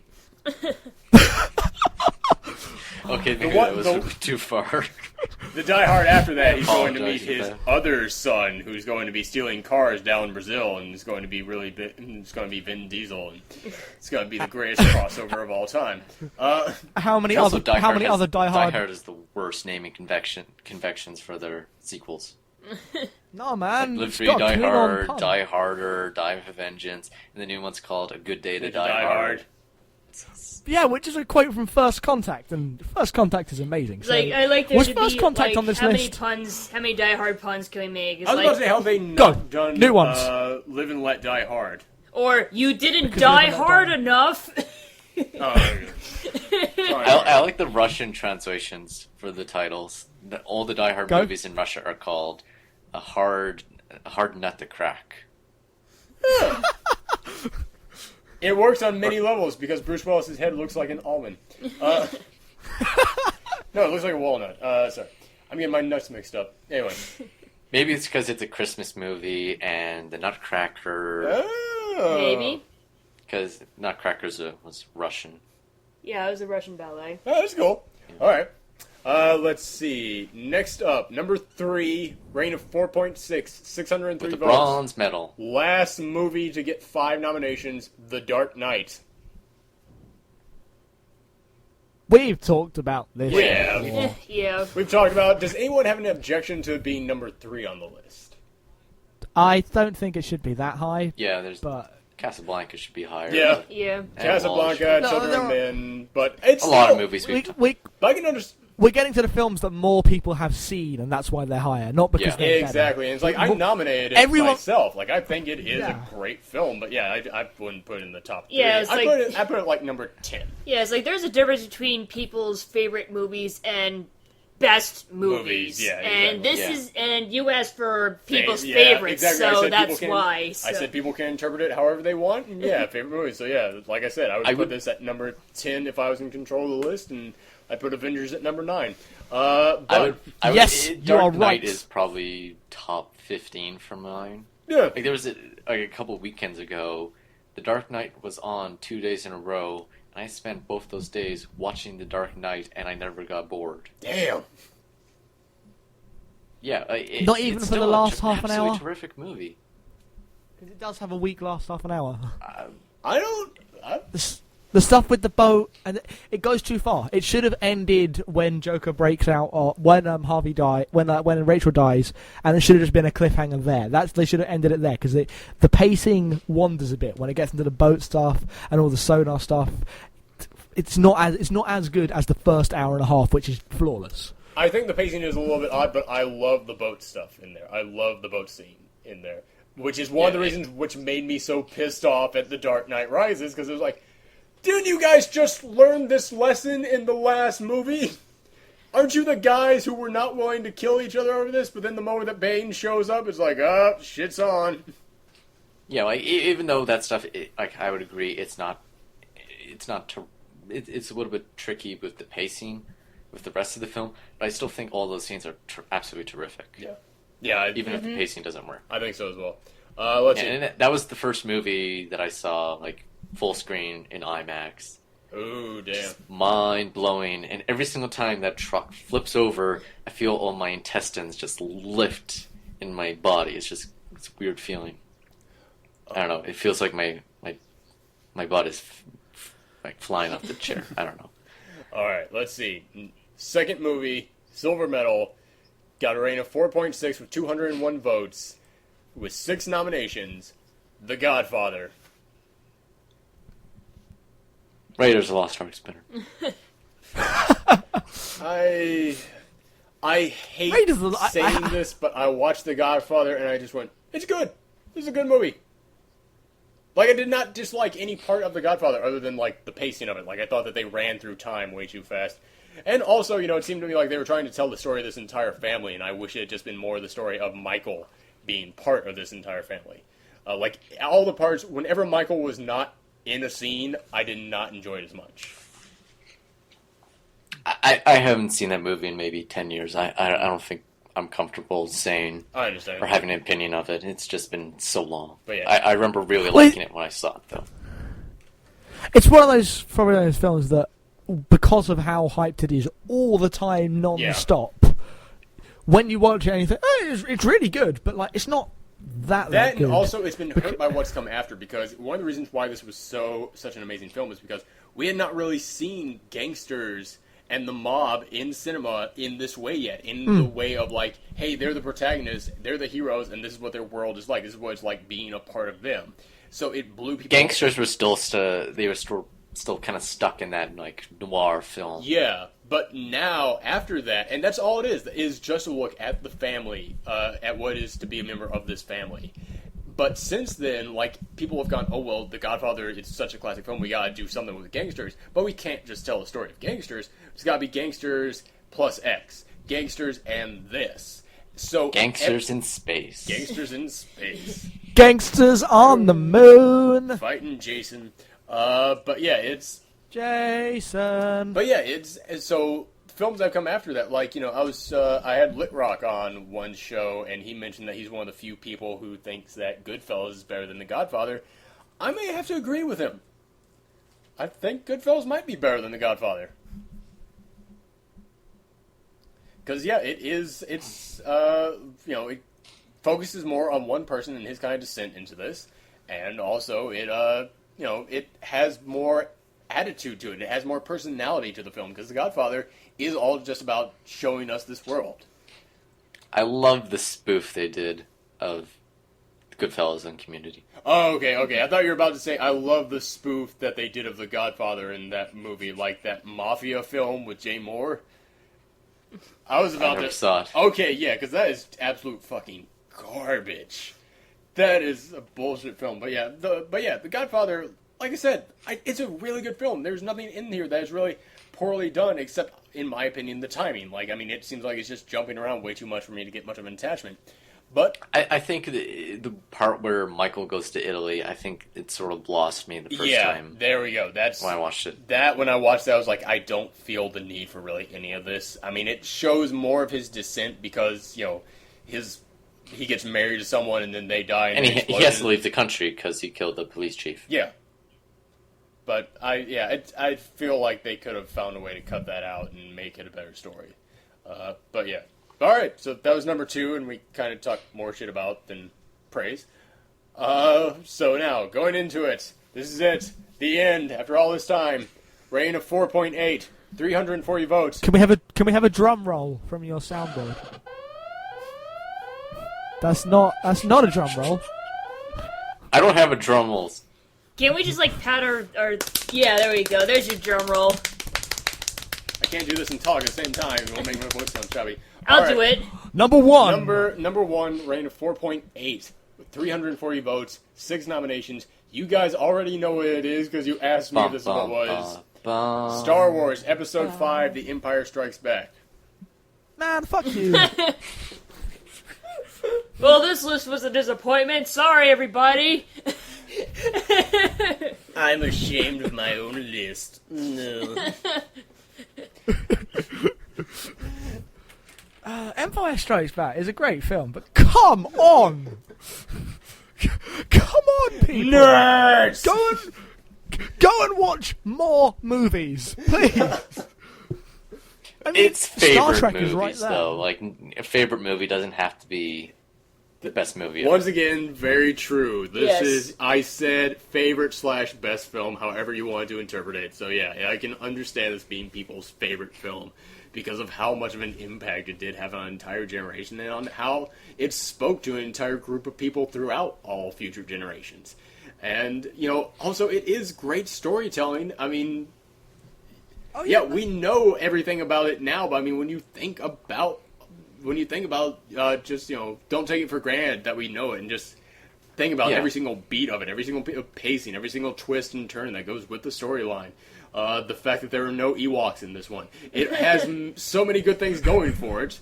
And I like the saw fact the it's movie got a when I depressing was... ending. Go ahead. I like the fact it's got a Yeah, depressing how many ending. movies do you That's get that good. in? Quite a few. Oh, that's true. We ran down a lot of them. Yeah, I saw that movie when I was so young that I don't remember what my reaction was when Darth Vader told Luke Skywalker that he was his father. And I think when it comes back to when I think about it, and I remember that YouTube video of that dad who filmed his son who was watching The Empire Strikes Back, and then his reaction to it. It's like, this kid he had no idea, and it's just blew his mind. This, to me, is a film much like Psycho, in that if you ever find someone who has never, has no knowledge of it at all, does not know the twist, grab them, put earmuffs on them, and run them to the nearest TV so you can show it to them. Yeah.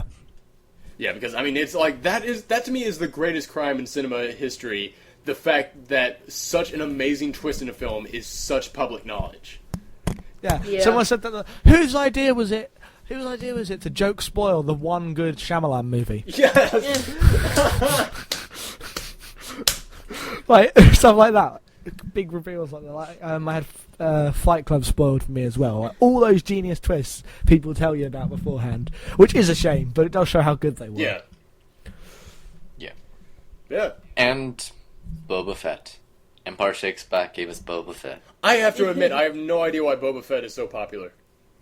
And no, Empire Strikes Back didn't give give you Boba Fett. People looking back on it and trying to remember it and thinking, oh, there was a cool dude in the mask. That gave you Boba Fett, the Boba Fett you think of. Yeah, because in that movie, all he does to me is he just walks around next to Vader. He shoots one blast at Mark Hamill.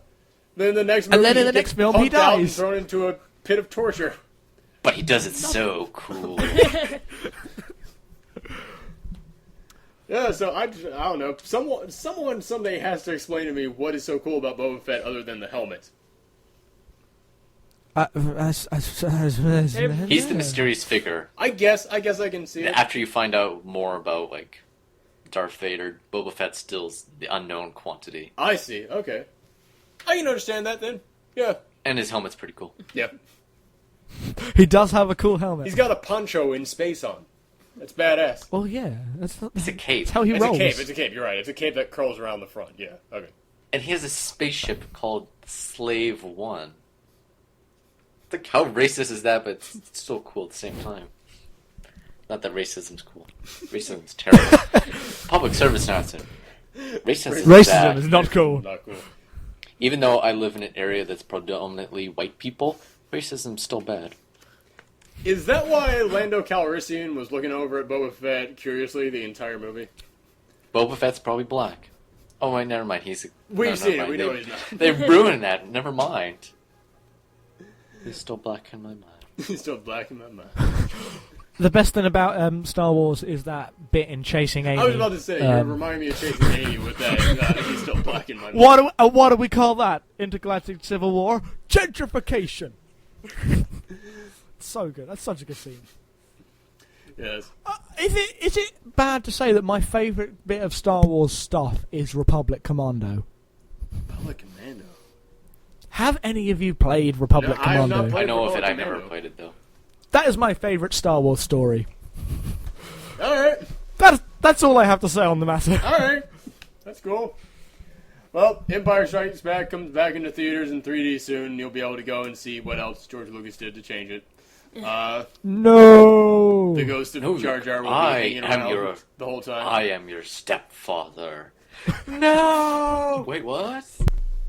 I am your cousin's sister's. Well, how did that Spaceballs quote go again?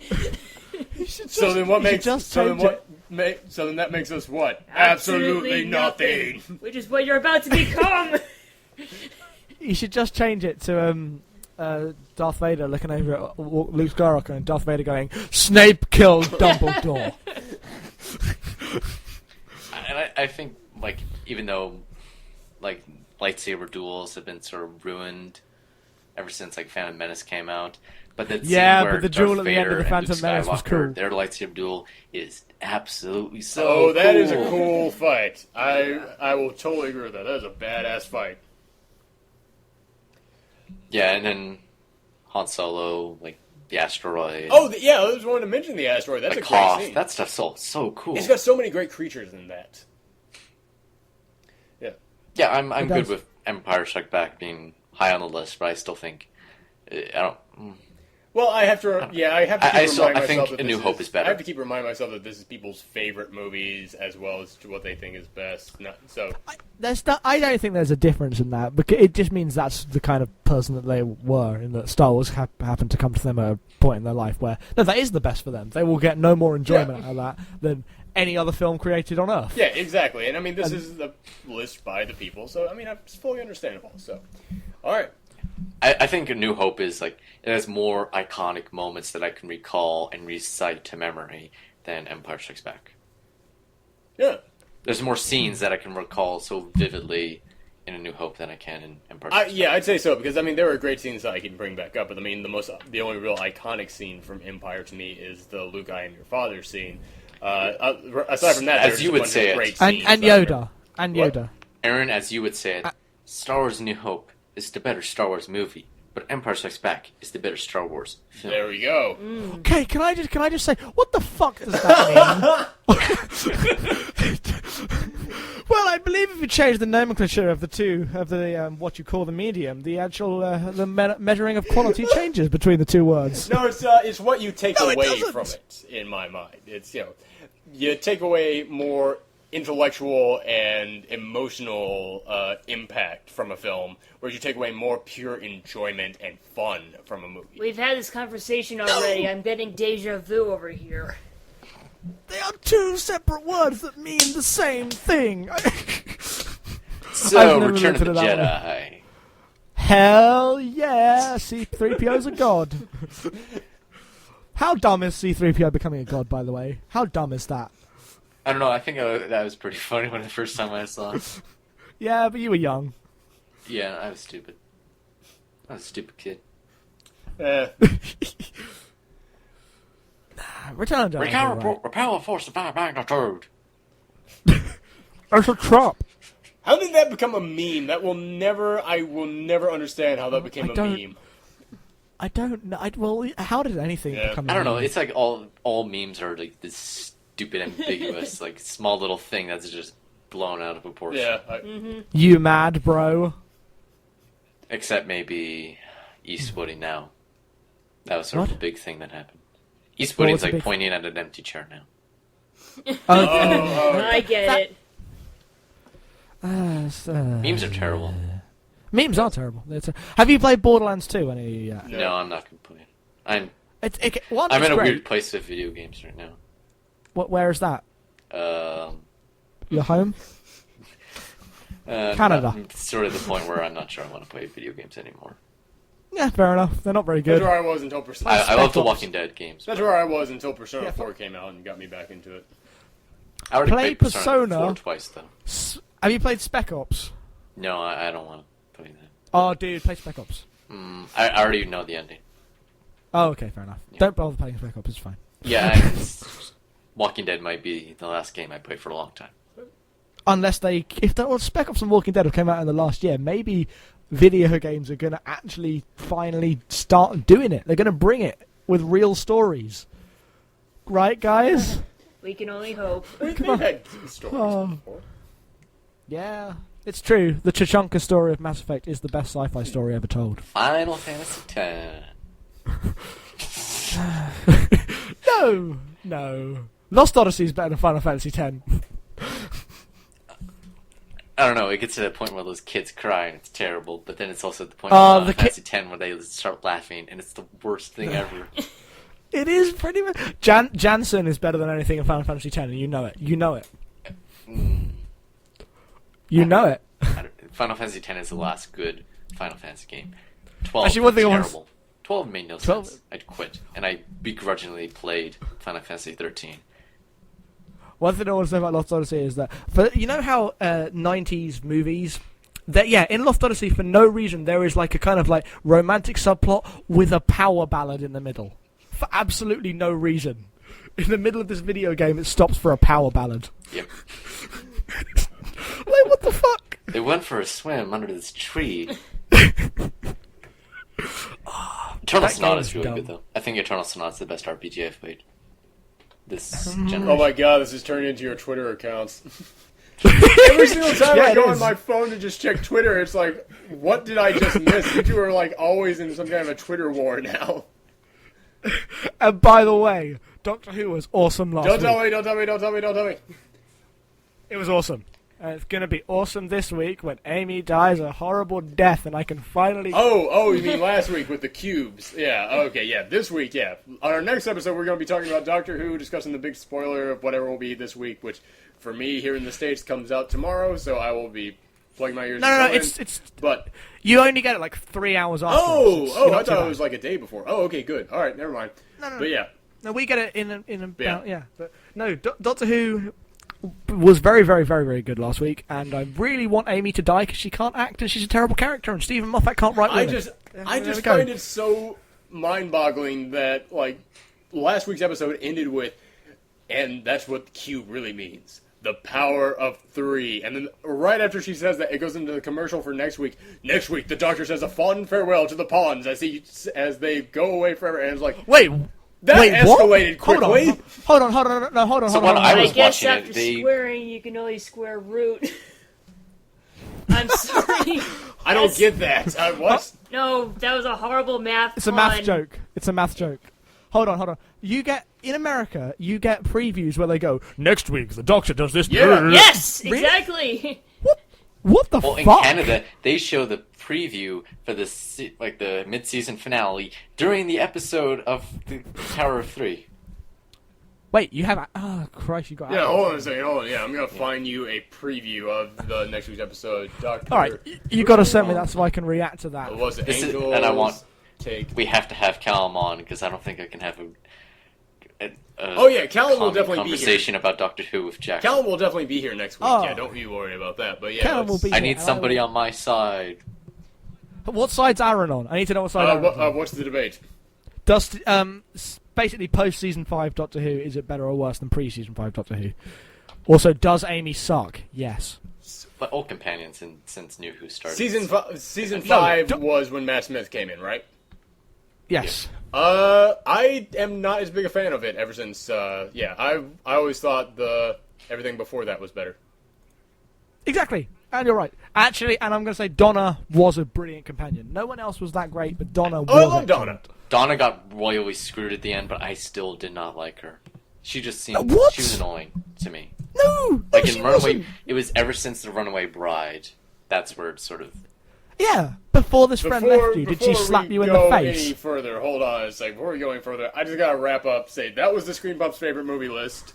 I don't know if you guys are still recording, but join us next week in which we talk about Doctor Who. I'm glad This this was was a short podcast of 3 hours. Can you imagine how much longer this would have been if we had Callum in here too? About Yes. 7. All right. But yes, all right. So that's it. That is it for the show. The list is done. Stay tuned for further details. A website is on the way in a couple of months. I'm going to try and get this on iTunes. Stuff is happening. But yes, I want to thank Jackson. Hi, well, I'm watching the thing you sent me. I want to thank Kevin. You're I want to welcome. thank Michelle. Thanks for Hey. having me on. Can someone play the soundboard quickly? Just play us Play us out. out.